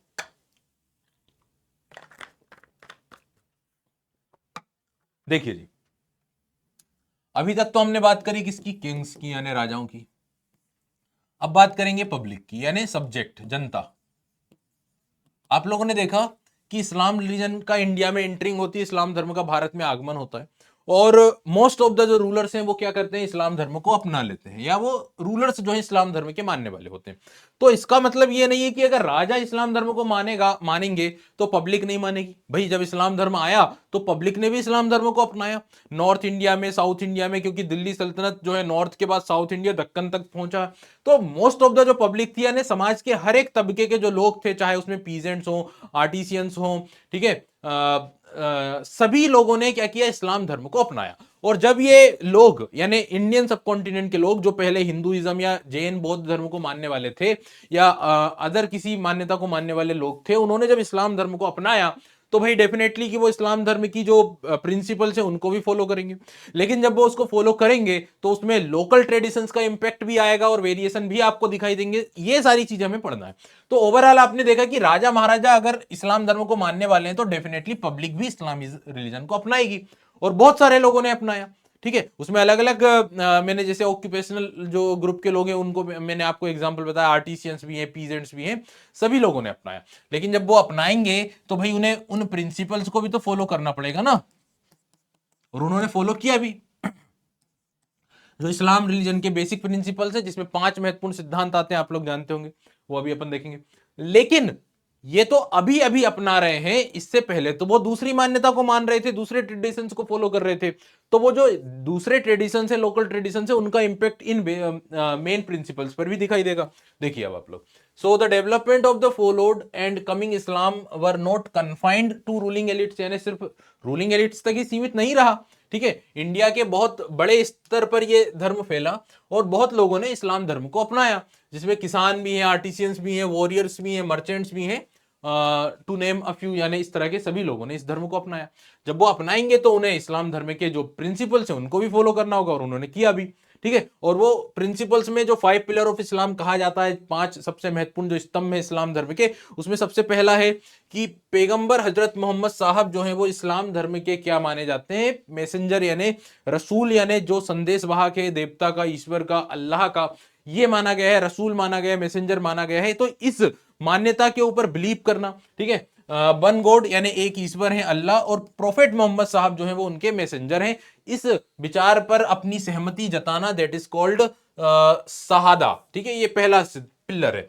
Then offering prayers 5 times a day, एक दिन में 5 बार नमाज पढ़ी जाती है, ये एक सिद्धांत है। गिविंग आर्म्स यानी जकात, एक टैक्स होता है जो देना पड़ता है साल भर में एक बार। Then fasting during the month of Ramzan, के पवित्र महीने में रोजे यानी व्रत रखने होते हैं, फास्ट रखने होते हैं। Then performing the pilgrimage to Mecca, Mecca जहां से इस्लाम धर्म का ओरिजिन होता है, स्टार्ट होता है इस्लाम धर्म, वहां की आपको एक जीवन में एक बार क्या करनी होती है, हज की यात्रा करनी होती है। ये 5 पिलर्स माने जाते हैं इस्लाम धर्म के, 5 सबसे महत्वपूर्ण सिद्धांत माने जाते हैं। ये बात आप लोग ऑलरेडी जानते हो। ठीक है, आगे बढ़ते हैं। नाउ ऑफन ओवरलेड विथ डाइवर्सिटीज, तो अब मैं ये बता रहा हूं कि ठीक है, ये सिद्धांत तो है, लेकिन जो लोग इनको अपना रहे हैं उनके कारण इन सिद्धांतों में डाइवर्सिटीज दिखाई देगी। ठीक है, अब वो डाइवर्सिटीज के दिखने के कुछ कारण हैं, वो मैं आपको कारण बताता हूं। देखिए क्या क्या कारण है। हाउएवर दीज यूनिवर्सल फीचर्स, यानी ये जो यूनिवर्सल फीचर्स हैं, सार्वभौमिक जो सिद्धांत हैं, ये सब जगह होते हैं। जो भी इस्लाम धर्म को मानने वाले लोग हैं वो इन सिद्धांतों को फॉलो करते हैं। लेकिन यूनिवर्सल फीचर्स तो हैं, लेकिन आप लोग देखेंगे कि ओवन ओवरलेड, यानी अक्सर उनमें आपको क्या होंगे, कुछ ओवरलेड हो जाएंगे, कुछ डाइवर्सिटीज आपको दिखाई देगी इन प्रैक्टिस। और इसके पीछे का कारण है क्या, 2 कारण यहां पे दिखाई देंगे। एक तो सेक्रेटरियन एफिलिएशंस, यानी कि सांप्रदायिक वजह, क्योंकि इस्लाम धर्म में भी अलग अलग परंपराएं हैं या अलग अलग ब्रांचेस हैं, जैसे शिया और सुन्नी। तो शिया और सुन्नी के भी कुछ अलग अलग सिद्धांत होते हैं। तो एक तो ये कारण है, और दूसरा कारण जो है वो है ये the influence of local customary practice of converts from different social value, यानी एक सामाजिक वातावरण के अंदर जब दूसरे धर्म के लोग, यानी जो कन्वर्ट्स हैं, जब वो इस्लाम धर्म को अपनाते हैं तो उनके ऊपर लोकल कस्टम्स का इंपैक्ट होता है, स्थानीय जो परंपराएं हैं उनका इंपैक्ट होता है। ठीक है, और उसी कारण से ये जो यूनिवर्सल प्रिंसिपल्स है उनमें आपको डाइवर्सिटीज या भिन्नताएं देखने को मिलेगी। विथ एग्जाम्पल हम इस चीज को समझते हैं। देखिए विथ एग्जाम्पल्स यहां पे मैं आपको बता दूं, यहां एक एग्जाम्पल, यहां पे the Khoja branch of Ismaili Shia sect. तो शिया सेक्ट में की एक ब्रांच है इस्लाम धर्म के अंदर, जिन्हें खोजा इस्माइली मुस्लिम कहा जाता है। अब ये जो खोजा इस्माइली मुस्लिम थे, ये लोग कुरान की जो इन्होंने व्याख्या करी है, कुरान को जब वो व्याख्या करते थे या उसको पढ़ते थे, तो उसके लिए वो लोकल या स्थानीय जो भजन है, स्थानीय जो पोएम्स हैं या जो संगीत है, उसका वो यूज करते थे। ठीक है, तो इस तरह से एक आपको एग्जांपल दिखाई देगा कि लोकल ट्रेडिशंस का यहाँ पे यूज हुआ है, लोकल ट्रेडिशंस हावी हो रहा है, और उसके जरिए जो यूनिवर्सल फीचर्स है उसमें आपको डिफरेंस दिखाई देंगे। कुरान को इस तरह से व्याख्या किया है, कुरान की इस तरह से व्याख्या करिए। इसके अलावा एक दूसरा आप लोग देखें कि जब अरब मुस्लिम्स जब केरल में सेटल हुए, जब केरल में उन्होंने रहना शुरू किया, तो वो तो अरब के हैं, एकदम इस्लाम रिलीजन को फॉलो कर रहे हैं, लेकिन जब वो केरल में रहने आए तो जो लोकल ट्रेडिशन है उसका इंपैक्ट उनके ऊपर किस तरह से पड़ा कि उन्होंने वहां पर जो केरल की भाषा यानी मलयालम भाषा है उसको अपनाया। और मलयालम भाषा तो अपनाया, लेकिन लोकल ट्रेडिशन जिसे मात्र ग्रहीता या मात्र कुलीयता कहा जाता है उसको भी अपनाया। अब ये मात्र कुलीयता क्या है बेटा, मातृकुलीयता एक ऐसा प्रिंसिपल है, लोकल ट्रेडिशन है केरल के अंदर का उस समय का, जिसमें आफ्टर मैरिज जो फीमेल है वो अपने पिता के घर पर रह सकती है, अपनी संतान के साथ, अपने बच्चे के साथ, और हस्बैंड भी वहां पर रहने के लिए आ सकता है। तो इस सिद्धांत को भी अरब लोगों ने अपनाया जब वो केरल में सेटल होते हैं। तो लोकल जो ट्रेडिशन है उनका इंपैक्ट यहां पर देखने को मिलता है। ठीक है, तो दो एग्जाम्पल हमने देखे, यहाँ पे आगे बढ़ते हैं। ऑन द आर्किटेक्चर, अब आर्किटेक्चर के ऊपर भी बात करें, आर्किटेक्चर में सबसे खास है मॉस्क यानी मस्जिद। इस्लाम धर्म के जो रिलीजियस सेंटर है उसमें उसको हम मस्जिद कहते हैं, मॉस्क के रूप में जाना जाता है। तो जो मस्जिद बनाई जाती है उसमें भी आपको लोकल ट्रेडिशंस का इंपैक्ट दिखाई देगा। हालांकि मस्जिद के को बनाने के जो मतलब कुछ ऐसे सिद्धांत है जो तो हर जगह एक जैसे रहेंगे। जैसे हमेशा जो मस्जिद बनाई जाती है वो मक्का की डायरेक्शन में बनाई जाती है। ठीक है, इसके अलावा जो मीनार और मेहराब है उससे तो ये चीजें पता चल जाती है। लेकिन कुछ ऐसी भी चीजें रहेंगी जो लोकल ट्रेडिशंस का उसके ऊपर इंपैक्ट होगा। जैसे कि मस्जिदों की जो छत है या फिर जो मटेरियल्स यूज किया जाएगा वहां पर, उसको लेकर थोड़े से डिफरेंसेस आपको या लोकल इंपैक्ट आपको दिखाई देंगे। किसके ऊपर? आर्किटेक्चर के ऊपर। So the complex blend of the universal faith with local tradition is perhaps best exemplified in the architecture of mosque. तो स्थानीय सिद्धांतों का या परंपराओं का सबसे अच्छा जो इंपैक्ट है उसका सबसे अच्छा उदाहरण आपको देखने को मिलेगा मस्जिदों के स्थापत्य कला के ऊपर। तो आप लोग देखिए कि कुछ आर्किटेक्चरल फीचर है मस्जिद के, वो तो यूनिवर्सल होते हैं, जैसे कि ओरिएंटेशन टुवर्ड द मक्का, मक्का की तरफ हमेशा बनाया जाता है, जो कि आपको पता चलेगा मेहराब और मीनारों से। लेकिन हाउएवर सेवरल फीचर्स, कुछ ऐसे फीचर्स हैं जो ये उदाहरण को बताएंगे, जिसमें कि मटेरियल जो यूज किया जाएगा या फिर जो रूफ है, जो छत है, उसकी जो बनावट है उसके ऊपर, उसमें आपको अलग प्रकार की चीजें दिखाई देंगी। ठीक है, जैसे यहाँ पे आप ये एक मस्जिद देख रहे हैं, अ मॉस्क इन केरल 13वीं सेंचुरी, 13वीं शताब्दी की ये मस्जिद है जो केरल की है। इसमें आप रूफ देखेंगे, खासतौर से जो छत देखेंगे, इस तरह की छतें मस्जिदों की नहीं बनाई जाती, लेकिन यहाँ पे आपको एक डिफरेंट टाइप ऑफ रूफ दिखाई दे रहा है मस्जिद के अंदर का। ठीक है, तो इस तरह के आपको डिफरेंट फीचर्स आर्किटेक्चर में दिखाई दिए। ठीक है, now come on to the names of the communities, यानी समुदायों के नाम। तो अगला जो टॉपिक है 5.3 सब टॉपिक, उसमें नेम्स ऑफ कम्युनिटीज की बात करें। आप लोग जानते हो कि लंबे समय से या फिर एक लंबा दौर है जिसमें हम इस्लाम धर्म के फॉलोअर्स को मुस्लिम्स बोलते हैं, हिंदू धर्म के फॉलोअर्स या सनातन धर्म के फॉलोअर्स को हिंदू बोलते हैं। लेकिन जो धार्मिक चीजों के ऊपर स्टडी करने वाले हिस्टोरियंस हैं, जब उन्होंने संस्कृत के ग्रंथों को स्टडी किया 8वीं से 14वीं शताब्दी के दौर के, तो उन्होंने देखा कि इन ग्रंथों में बहुत ही रेयरली इन टर्म्स को यूज किया गया है फॉर द रिलीजियस आइडेंटिफिकेशन, यानी धार्मिक पहचान के लिए इन टर्म्स का यूज ही नहीं किया जाता था। जब उस समय के 8वीं से 18वीं शताब्दी या 14वीं शताब्दी के जब ग्रंथों को पढ़ा, तो उनमें इस तरह के टर्म्स नहीं मिलते हैं या रेयरली मिलते हैं, और उनमें भी रिलीजियस आइडेंटिफिकेशन नहीं है। आप लोगों ने हिंदू टर्म को तो हमने ऑलरेडी अपने सेशन में पढ़ा है कि हिंदू शब्द जो है किस तरह से ओरिजिन होता है, किस तरह से ड्राइव्ड होता है जब पर्शियंस आए, और उसमें भी जो रीजनल लोकेशन से सिंधु नदी के ईस्ट का जो एरिया, उसके लिए वो टर्म धीरे धीरे ड्राइव होता है। फिर तुर्कीस आए, फिर अरेबियंस आए, तो इस तरह से धीरे धीरे हिंदू शब्द जो है वो बहुत बाद में रिलीजियस आइडेंटिफिकेशन बना। उसी तरह इस्लाम या मुस्लिम शब्द की बात करें अपन, तो यही चीज यहाँ पे बताई जा रही है कि लंबे समय तक इस तरह के टर्म्स जो थे मुस्लिम और हिंदू, वो धार्मिक पहचान के लिए नहीं थे। और इवन जब स्टडी किया गया 8वीं से 14वीं शताब्दी के संस्कृत के टेक्स्ट, तो ये नहीं मिलते थे। ठीक है, द टर्म मुस्लिम और मुस्लिम्स वर वर्चुअली नेवर यूज्ड, नहीं यूज हुआ है। ठीक है, तो फिर आइडेंटिफिकेशन कैसे होती थी? आइडेंटिफिकेशन जो है वो रीजनल बेसिस पर होती थी, यानी क्षेत्र के नाम पर जो है धार्मिक पहचान की जाती थी। जैसे कि आप लोग देखें यहाँ पे, तुर्की के लोगों को या तुर्की के मुसलमानों को तुर्किस कहा जाता था। ठीक है, तजाकिस्तान के लोगों को ताजिका कहा जाता था, पर्सिया के लोगों को पारसिक कहा जाता था। तो ये एक तरीका था आइडेंटिफिकेशन का, बजाय कि वो टर्म्स। ठीक है, समटाइम कई बार जो टर्म्स हैं वो आप लोग देखेंगे कि जो न्यू माइग्रेंट्स हैं उनके लिए पुराने टर्म्स भी यूज किए गए जो अदर माइग्रेंट्स के लिए यूज किए गए थे। जैसे कि शक है ना, शक टर्म यूज किया जाता था नॉर्थ वेस्टर्न ट्राइब्स के लिए। तो ये नए माइग्रेंट जो आए हैं उनके लिए भी ये यूज किया गया। यूनानी लोगों के लिए जैसे यवन शब्द यूज किया जाता था, तो यवन शब्द भी यूज किया गया, शक शब्द भी यूज किया गया, इवन म्लेच्छ शब्द भी यूज किया गया है। ठीक है, तो more general term these migrants communities was mleccha. ठीक है, इस तरह से पुराने माइग्रेंट्स के लिए जो टर्म यूज किए गए थे वो भी यहां पर इन न्यू माइग्रेंट्स के लिए यूज किए गए हैं। आगे बढ़ते हैं। बाकी तो ये जैसे अपन ने देखा तुर्की, ताजिका और पारसिक, यानी स्थान रीजन के बेसिस पर उनको आइडेंटिफाई किया गया था। Now come to the another point. अब आते हैं अगले टॉपिक के ऊपर, और अगला टॉपिक जो है उसमें हम बात करेंगे ग्रोथ ऑफ सूफीज्म की। सूफीज्म का जो उदय हुआ, ओरिजिन हुआ, ठीक है, या ग्रोथ हुई, उसको अपन समझेंगे।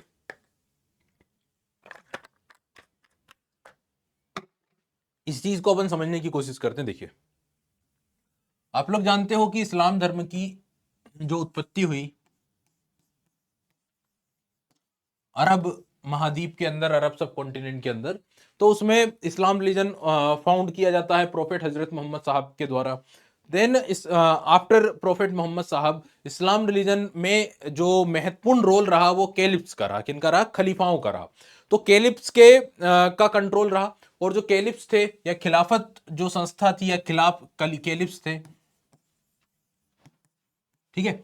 अब ये जो कैलिप्स थे, धीरे धीरे आप लोग देखेंगे कि कैलिप्स का जो इंक्लाइनेशन था, जो झुकाव था, या ये जो कैलिप्स की जो पोजीशन थी, एक प्रकार से बहुत ज्यादा मटेरियलिस्टिक हो गई थी। मटेरियलिस्टिक मतलब ये कि एम्पायर बनाना, साम्राज्य बनाना, बहुत ज्यादा शान और शौकत के साथ रहना, इस तरह की चीजें इस्लाम रिलीजन के इन लीडर्स के अंदर देखने को आती थी, खलीफाओं के अंदर। यानी अब जो खलीफा थे, जो खिलाफत था, वो एक ऐसी धार्मिक संस्था या राजनीतिक संस्था के रूप में बनने लग गई थी जिसमें मटेरियलिस्टिक अप्रोच बहुत हो गया था। यानी एम्पायर बनाना, शानो शौकत, ये सारी चीजें देखने में आने लग गई थी। और जब ये सब देखने में आया, तो इस्लाम धर्म के अंदर या इस्लाम धर्म को मानने वाले ही कई सारे लोग जो हैं वो इससे दूर हटने लगे, ठीक है। इससे उन्होंने अपना रुख मोड़ लिया, और उनका जो झुकाव था वो एक प्रकार से बेसिक प्रिंसिपल के ऊपर था। बेसिक प्रिंसिपल मतलब जैसे कि वैराग्य, एस्केटिज्म, ठीक है, इस तरफ था। तो ये जब बहुत ज्यादा मटेरियलिस्टिक अप्रोच हुआ कैलिप्स का, खलीफाओं का, तब कुछ लोग, इसी धर्म के कुछ लोग ज्यादा झुके किस तरफ?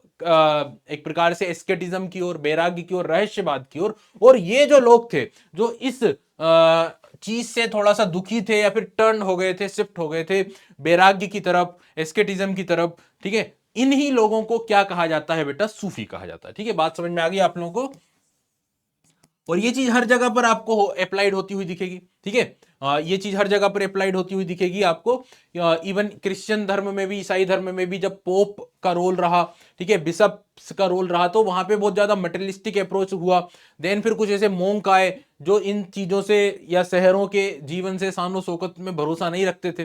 तो ये चीज आपको यहाँ पे दिखाई देगी कि स्टार्टिंग में जो कैलिप्स थे वो भी इस तरह से नहीं थे, लेकिन धीरे धीरे वो मटेरियलिस्टिक अप्रोच अपनाएंगे, और उसी बात से दुखी होंगे, उसी चीज को वो कुछ ऐसे लोग होंगे जो नहीं पसंद करेंगे, और वो मोंक की तरह, साधु संतों की तरह एस्केटिज्म की ओर जाएंगे। और यही लोग क्या कहलाएंगे इस्लाम रिलीजन में? सूफीज्म। तो यहां से सूफीज्म की ग्रोथ होती है, यहां से सूफीज्म का ओरिजिन होता है। देखिए, यही बात मैंने बताई आप लोगों को। In the early century of Islam, यानी इस्लाम धर्म की प्रारंभिक शताब्दियों में, a group of religious mind people, यानी धार्मिक लोग जो थे, बहुत ही रिलीजियस माइंड के जो लोग थे, जिन्हें क्या कहा गया? सूफी कहा गया। अब ये जो लोग थे, ये क्या हुए? Turned to asceticism and mystic in protest. यानी ये लोग क्या हुए? टर्न हुए। किस तरफ टर्न हुए? बैराग्य की तरफ। किस तरफ टर्न हुए? एस्केटिज्म की तरफ, ठीक है। क्यों हुए भाई? इन प्रोटेस्ट, यानी किसी चीज के विरोध में। किस चीज के विरोध में? Against the growing materialism of caliphs. ये जो कैलिप्स थे, खलीफा जो थे, जो पैगंबर साहब के सक्सेसर जिन्हें माना जाता है, रिलीजियस एंड पॉलिटिकल इंस्टीट्यूशन, ठीक है। तो इनके मटेरियलिस्टिक अप्रोच के अगेंस्ट में कुछ लोग खड़े होते हैं, ठीक है, और वो वैराग्य और रहस्यवाद की तरफ जाते हैं। इन्हीं लोगों को हम क्या कहते हैं? सूफी कहते हैं। इन्होंने कुरान की जो व्याख्या की गई है ऑर्थोडॉक्स के द्वारा या फिर थियोलॉजियंस के द्वारा, उसको उन्होंने अपोज किया। यानी कुरान की जो एक प्रकार से कट्टर, जो एक बोला जा सकता है डॉगमेटिक जो डेफिनेशंस दी गई है, इस स्कोलिस्टिक जो मेथड्स के जरिए इंटरप्रेट किया गया, उसका इन्होंने अपोज किया है, कुरान का और सुन्ना का, ठीक है। किसके द्वारा? थियोलॉजियंस के द्वारा, ठीक है। थियोलॉजियंस के द्वारा जो व्याख्या की गई है धर्माचार्यों के द्वारा, उसका इन्होंने अपोज किया।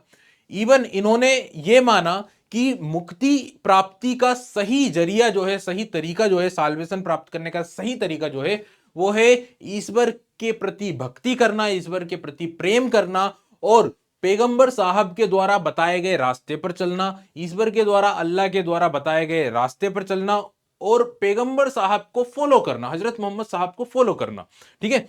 इस विचार को इन्होंने रखा और इन्होंने कुरान की व्याख्या सेल्फ एक्सपीरियंस के बेसिस पर की, खुद के अनुभवों के आधार पर कुरान की व्याख्या करने की इन्होंने कोशिश की। बात समझ में आ गई? तो ये पॉइंट आप लोग समझे, थोड़ी थोड़ी सिमिलरिटी आपको यहां पर दिखाई देगी, जो हम इतने दिनों से, इतनी देर से जो भक्ति आंदोलन पढ़ रहे थे उसमें भी और यहां पर भी। ठीक है, तो आप लोग देखें कि ये एक ऐसा ग्रुप खड़ा हो रहा है, ऐसा ग्रुप खड़ा हो रहा है जो मटेरियलिस्टिक अप्रोच में भरोसा नहीं रख रहा है। ठीक है, और इवन जो मेन प्रिंसिप जो ग्रंथ है इस्लाम धर्म के और उनकी जो व्याख्या की गई है धर्माचार्यों के द्वारा, उसको वो अपोज कर रहे हैं। ठीक है, उसको वो जो कट्टर या ऑर्थोडॉक्स जो डेफिनेशन है, इंटरप्रिटेशन है कुरान का, उसको वो अपोज कर रहे हैं। और उन्होंने फोकस किया है साल्वेशन यानी मुक्ति के लिए, और मुक्ति के लिए साधारण सा तरीका है भक्ति करना, प्रेम करना, ईश्वर के प्रति आस्था रखना और ईश्वर के द्वारा, अल्लाह के द्वारा बताए गए रास्ते पर चलना, पैगंबर मोहम्मद साहब को फॉलो करना, उनके आदर्शों को फॉलो करना। और पैगंबर मोहम्मद साहब के लिए एक यहाँ पे साथ ही उन्हें कहा गया है जिन्स एक कामिल, यानी कि एक बहुत ही सही आदर्श उनको माना गया है। ठीक है, तो ये मान्यता है, ये बिलीव है इस सूफीज्म का। और इन्होंने क्या किया है, कुरान की व्याख्या सेल्फ एक्सपीरियंस के बेसिस पर करिए, अपने अनुभवों के बेसिस पर करिए, यानी ये थियोलॉजियन से यानी धर्माचार्यों के कंट्रोल से बाहर के लोग हैं। आगे बढ़ते हैं। इसीलिए आप लोग देखेंगे कि जब इस्लाम रिलीजन आएगा तो उलेमाओं के विचारों को अगर देखा जाए तो वो तो एकदम शरीयत के हिसाब से रूल कराने की कोशिश करते हैं, और इंडिया में थोड़ा सा कंडीशन अलग है, इसलिए सूफी संतों का बड़ा रोल रहेगा।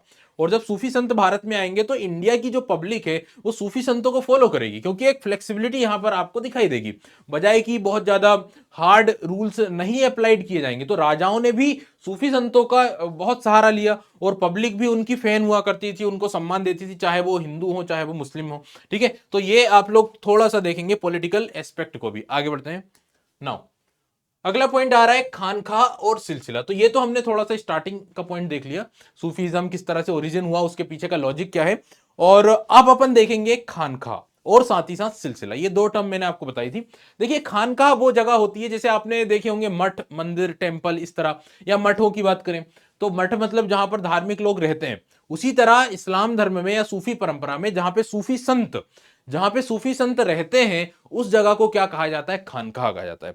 तो ये जो सूफी मूवमेंट स्प्रेड हुआ, जो सूफी मूवमेंट ऑर्गेनाइज हुआ, वो एक संस्था के आसपास में ऑर्गेनाइज हुआ, एक संस्था के आसपास में ऑर्गेनाइज हुआ। और इस इंस्टीट्यूशन को, इस संस्था को क्या कहा गया बेटा, खानकाह कहा गया। यानी खानकाह एक धार्मिक स्थान हो गया और उसके आसपास ये जो सूफीज्म है वो स्प्रेड होगा, ऑर्गेनाइज होगा।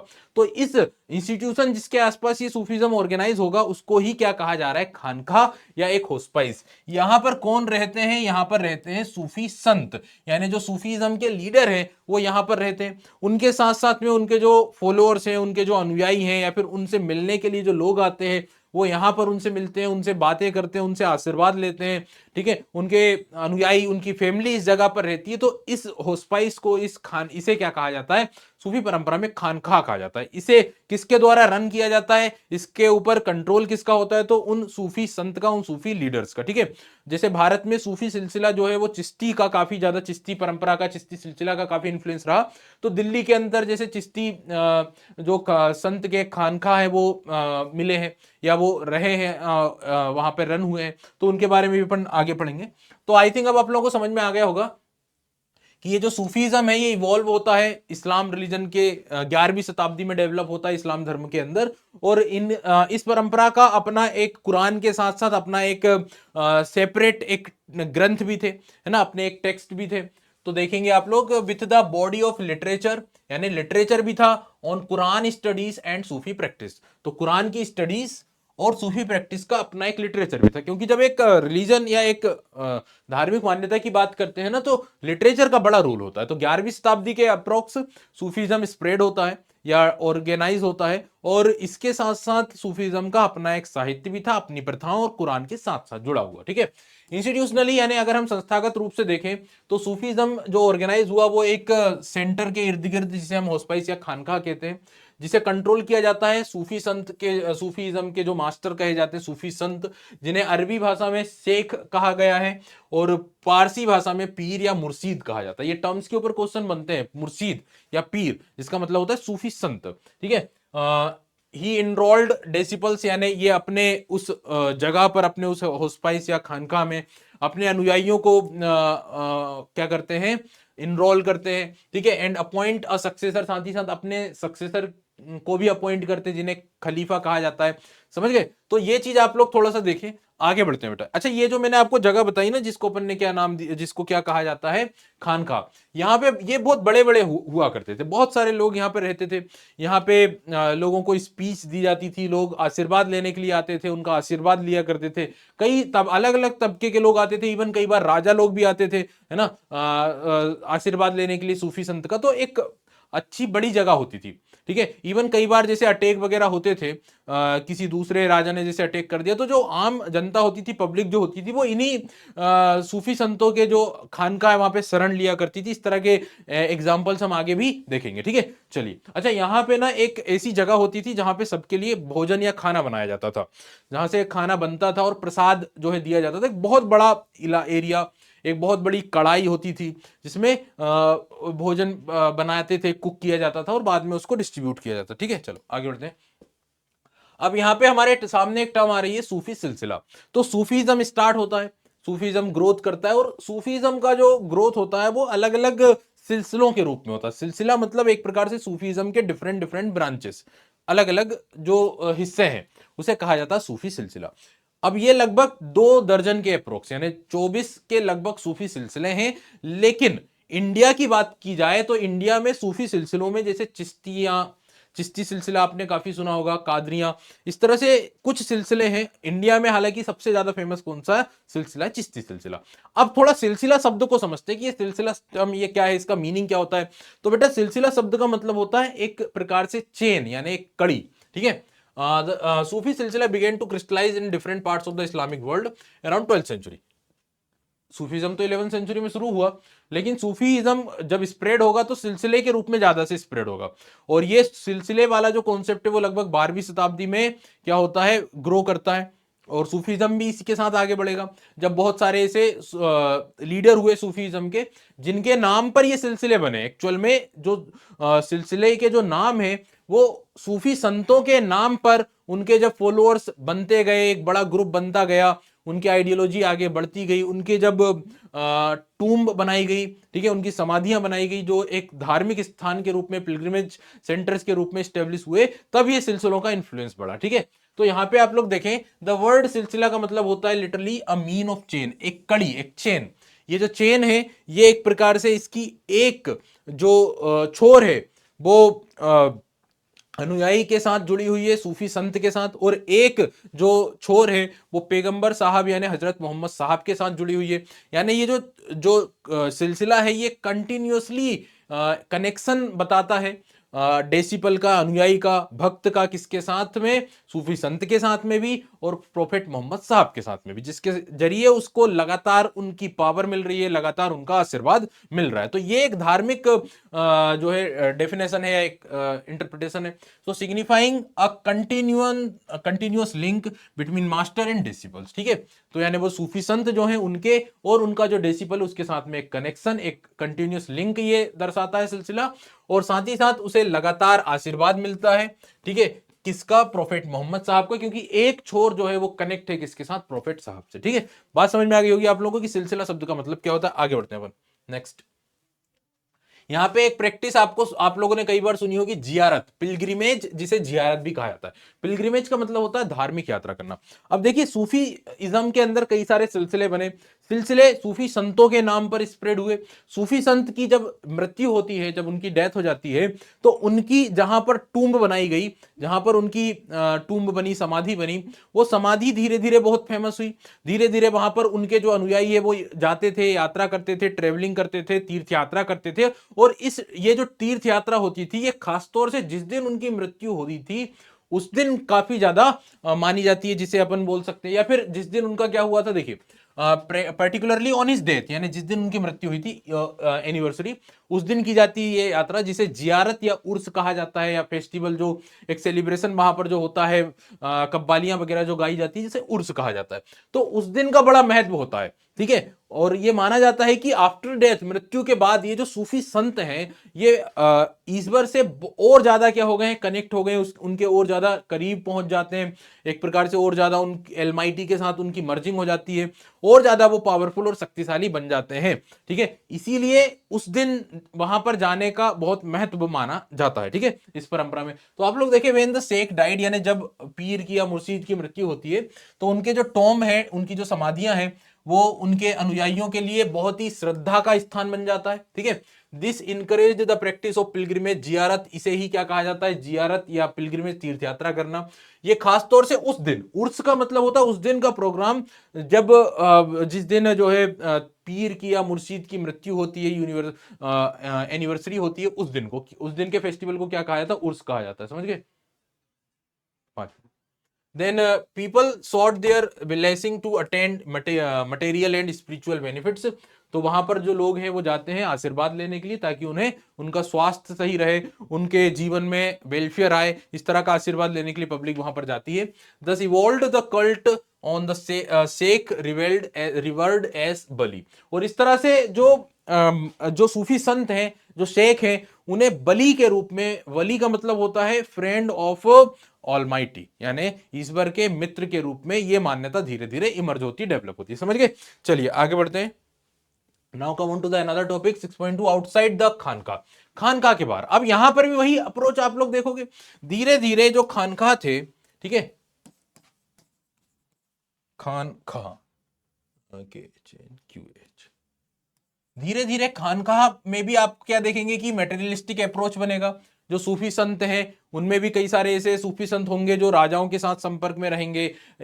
हालांकि मेन प्रिंसिपल तो सूफी संतों का यही है कि राजाओं से दूर रहना, मटेरियलिस्टिक अप्रोच नहीं होना। ठीक है, लेकिन धीरे धीरे यहां पर भी वो सारी प्रैक्टिस देखी जाएगी। राजाओं के साथ कनेक्शन होंगे, डोनेशंस लिए जाएंगे, और एक शानो शौकत वाला जीवन फिर से स्टार्ट होने लग जाएगा। तो इस चीज से भी कई लोग क्या होंगे, फिर बाहर निकलेंगे और खानका के बाहर वो अपना जो प्रैक्टिस है वो करेंगे। तो ये भी अब धीरे धीरे यहां पर से भी लोग टर्न होंगे। ठीक है, हालांकि ये सूफीज्म स्टार्ट ही उस चीज से हुआ था, मटेरियलिस्टिक अप्रोच के अगेंस्ट में, लेकिन यहां पर भी अब खानका के बाहर भी लोग जाएंगे, यानी अब वो अपनी प्रैक्टिस खानका के बाहर करेंगे। सो सम मिस्टिक्स, यानी कुछ रहस्यवादी लोग, कुछ धार्मिक लोग, initiated movement based on the radical interpretation of Sufi ideals. तो कुछ रहस्यवादियों ने सूफी सिद्धांतों की मौलिक व्याख्या के आधार पर नवीन आंदोलन की नींव रखी, यानी उसी के बेसिस पर उन्होंने एक नया आंदोलन शुरू किया। मैनी स्कॉन्ड द खानका, यानी उन्होंने खानका का तिरस्कार करा। टू मेडिकेंसी एंड ऑब्जर्व्ड सेलिबेसी, और उन्होंने मेडिकेंसी यानी फकीरी को, ठीक है, फकीरी को, गरीबी को अपनाया, बजाय कि खानका में रहना उन्होंने स्वीकार किया और खानका का तिरस्कार किया, खानका को छोड़ दिया। They ignored rituals and observed extreme forms of asceticism, उन्होंने निर्धनता, ब्रह्मचर्य को अपनाया, उन्होंने फकीरी को अपनाया, और एक्सट्रीम एस्केटिज्म यानी कि एक प्रकार से जो तपस्वियों वाला जीवन होता है उसको अपनाया। दे इग्नोर्ड रिचुअल, हाँ ये मैंने बताया आप लोगों को। They were known by different names, इन्हें अलग अलग नामों से जाना जाता है, जैसे कलंदर है, मादरीस है, मलंग, हैदरीस, इस तरह के एक अलग मूवमेंट जो है खानका के बाहर शुरू हुआ। ठीक है, और चूंकि ये जो लोग हैं, ये मान्यता को मानने वाले जो लोग हैं, वो सरिया को भी नहीं मानते, इसलिए इन्हें बेसरिया भी कहा जाता है, शरीयत के नियमों को भी नहीं मानते। ठीक है, सरिया की अवहेलना के कारण उन्हें बेसरिया कहा जाता है। इस तरह उन्हें सरिया का पालन करने वाले सूफियों से अलग करके देखा जाता है। ठीक है, डिफरेंट सूफी, क्योंकि सूफी तो जो है वो शरीयत या फिर इस्लामिक रूल को, इस्लामिक नियमों को मानते भी हैं। आगे बढ़ते हैं बेटा। Now we have some MCQs, तो कुछ एमसीक्यूज जिनके आंसर अब आपको बताने हैं, क्योंकि मैंने आपको काफी डिटेल में बता दिया और आपको इन क्वेश्चंस के आंसर्स देने। ठीक है, what is the literal meaning of the term सिलसिला? सिलसिला शब्द का लिटरल मीनिंग यानी शब्द का मीनिंग क्या है ये आपको बताना। We have options like a chain, disciple यानी अनुयायी, या शिष्य, डिवोशन यानी श्रद्धा या भक्ति, विदाउट एट्रीब्यूशन। ठीक है, so what will be the correct answer, आपको यहाँ पे कमेंट करके इसका आंसर देना है। Come on to the another question. Given below are two statements, आपको दो स्टेटमेंट्स दिए गए हैं। वन लेवल्ड एज असर्शन, जिसमें एक असर्शन है, and other labelled as reason, और दूसरा कारण यानी रीजन है। पिलग्रिमेज कॉल्ड जियारत to tomb of Sufi saint is prevalent all over the Muslim world. यानी मुस्लिम दुनिया में, मुस्लिम वर्ल्ड में जो पिलग्रिमेज या तीर्थ यात्रा जिसे जियारत कहा जाता है, ये सूफी संतों की समाधियों पर, उनकी टूम्स पर की जाती है, की जाने वाली एक परंपरा है। ठीक है, ये अपन ने पढ़ा। खानका was a centre of region में देख रहे हैं ऑफ सोशल लाइफ। खानका जो है वो सेंटर ऑफ सोशल लाइफ यानी सामाजिक जीवन का केंद्र होता है, जहां पे आप लोग जानते हैं सूफी संत रहते हैं। तो बेटा ये जो रीजन, ये जो असर्शन है ये तो करेक्ट है, और जो रीजन है वो भी करेक्ट है, लेकिन ये दोनों में कोई कनेक्शन नहीं है, क्योंकि जो जियारत या पिलग्रिमेज है वो टूम्ब पर होती है, और खानका वो जगह जहां पे सूफी संत रहते हैं। तो ये तो एकदम सही है, दोनों के दोनों सही है, लेकिन रीजन ए को सही से डिफाइन नहीं कर रहा है। नॉट करेक्ट एक्सप्लेनेशन, तो बी आपका करेक्ट आंसर होगा। ठीक है, now come to another question. अगला क्वेश्चन आपके सामने है, find out the following pairs which one is correctly match. आपको जो करेक्टली मैच पेयर है वो बताना है। देग, देग का मतलब क्या, फूड होता है। देग एक बड़ी सी कढ़ाई होती है जिसमें भोजन बनाया जाता है खानका में। ठीक है, देन कानका जहां पिलग्रिमेज है क्या, फुतह यानी कि चैरिटी है, या मुरीद मतलब मास्टर। तो आपको बताना है what will be the correct pair. जो करेक्ट पेयर है उसका आंसर आप कमेंट करके बताएंगे। अगला क्वेश्चन है, इन सूफी ट्रेडिशन द पीर मींस। सूफी परंपरा में पीर शब्द का क्या मतलब होता है, इसका आंसर भी आपको कमेंट करके बताना है। ठीक है, मैंने आपको ये काफी अच्छे से बता दिया है। तो अपन ने आज की क्लास में क्या क्या टॉपिक पढ़े हैं, अपन ने वीर शिवा ट्रेडिशन कर्नाटका का वो पढ़ा है, बासवन्ना के द्वारा जो ऑर्गेनाइज हुआ था। रिलीजियस फर्मेंट इन नॉर्थ इंडिया में जो धार्मिक उफान आया उसको देखा है। इस्लाम के जो नए ताने बाने हैं उनको समझा है। Then growth of Sufism, Bharat में सूफीज्म या सूफीज्म का जो ग्रोथ है उसको अपन ने देखा है। तो आज के लिए इतना काफी है। इन द नेक्स्ट क्लास, अगली क्लास में हम अगले चैप्टर या इसी चैप्टर के जो बाकी के टॉपिक्स हैं उनको कवर करेंगे। तब तक के लिए बने रहिए CUET वाला पर। Thank you so much.